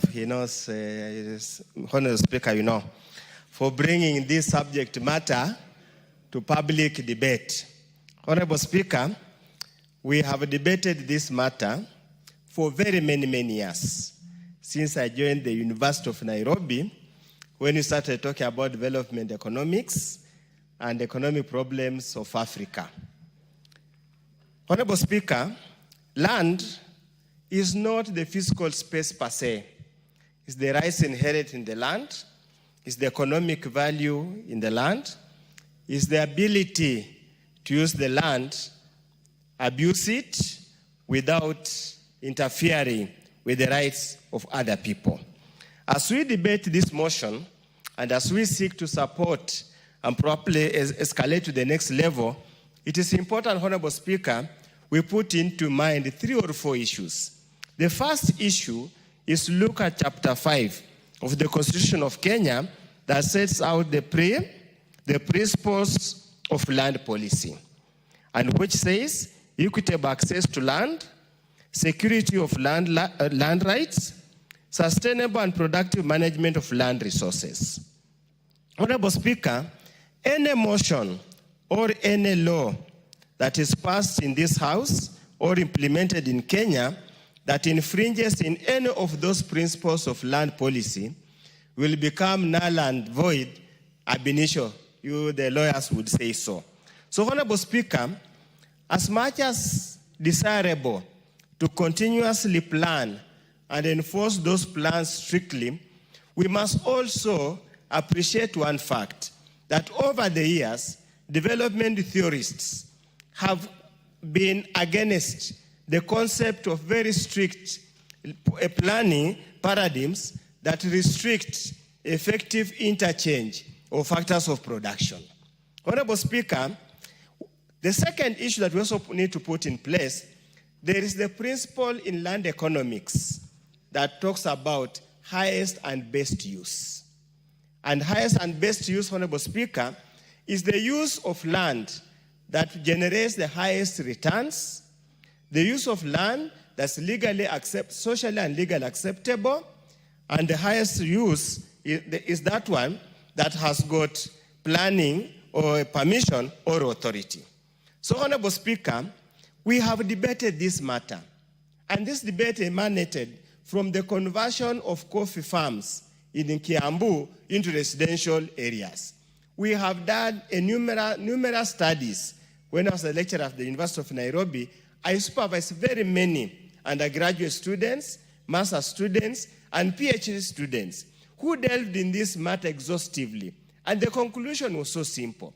In order to safeguard economic rights, as enshrined under Article 43 of the Constitution, any planning or any zoning ordinance that do not allow conversion of any piece of land to achieve HBU will be indiscriminatory, will be infringing in basic human rights, and will be against Article 43 of the Constitution.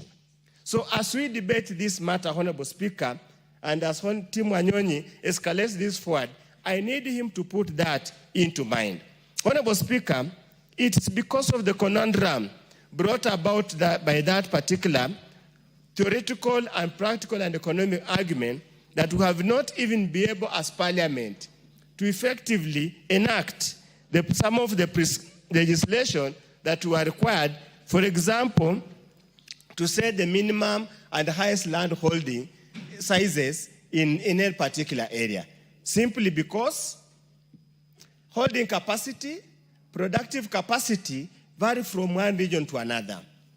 So as we debate the practicability of implementing this particular motion comes into question and debate, I totally agree that the way we are doing parcellation, subdivision of land in this country, we are ending up into unsustainable parcels of land for agriculture purposes. If you travel all over the world, be it South Korea, be it in Europe, all over, there seems to be a concept of settlements and the large concentrated settlements and large parcels of land left for purposes of agriculture. That's laudable. But for us, Kenya, what is the per capita income? Or what's the GDP per capita coming from agriculture? And as Honorable Ndini Nyoro has said, it's much, much lower than even the service sector, the manufacturing sector, and other sectors. So the question is, can we continue to reserve large tracts of land for agriculture if we do not increase per capita, GDP per capita at purchasing power parity for agriculture sector? With those very many remarks, I would have to probably give you a lecture that takes 4 years in land economy. For now, I allowed him for this effort. It has brought the debate to the fore. Thank you.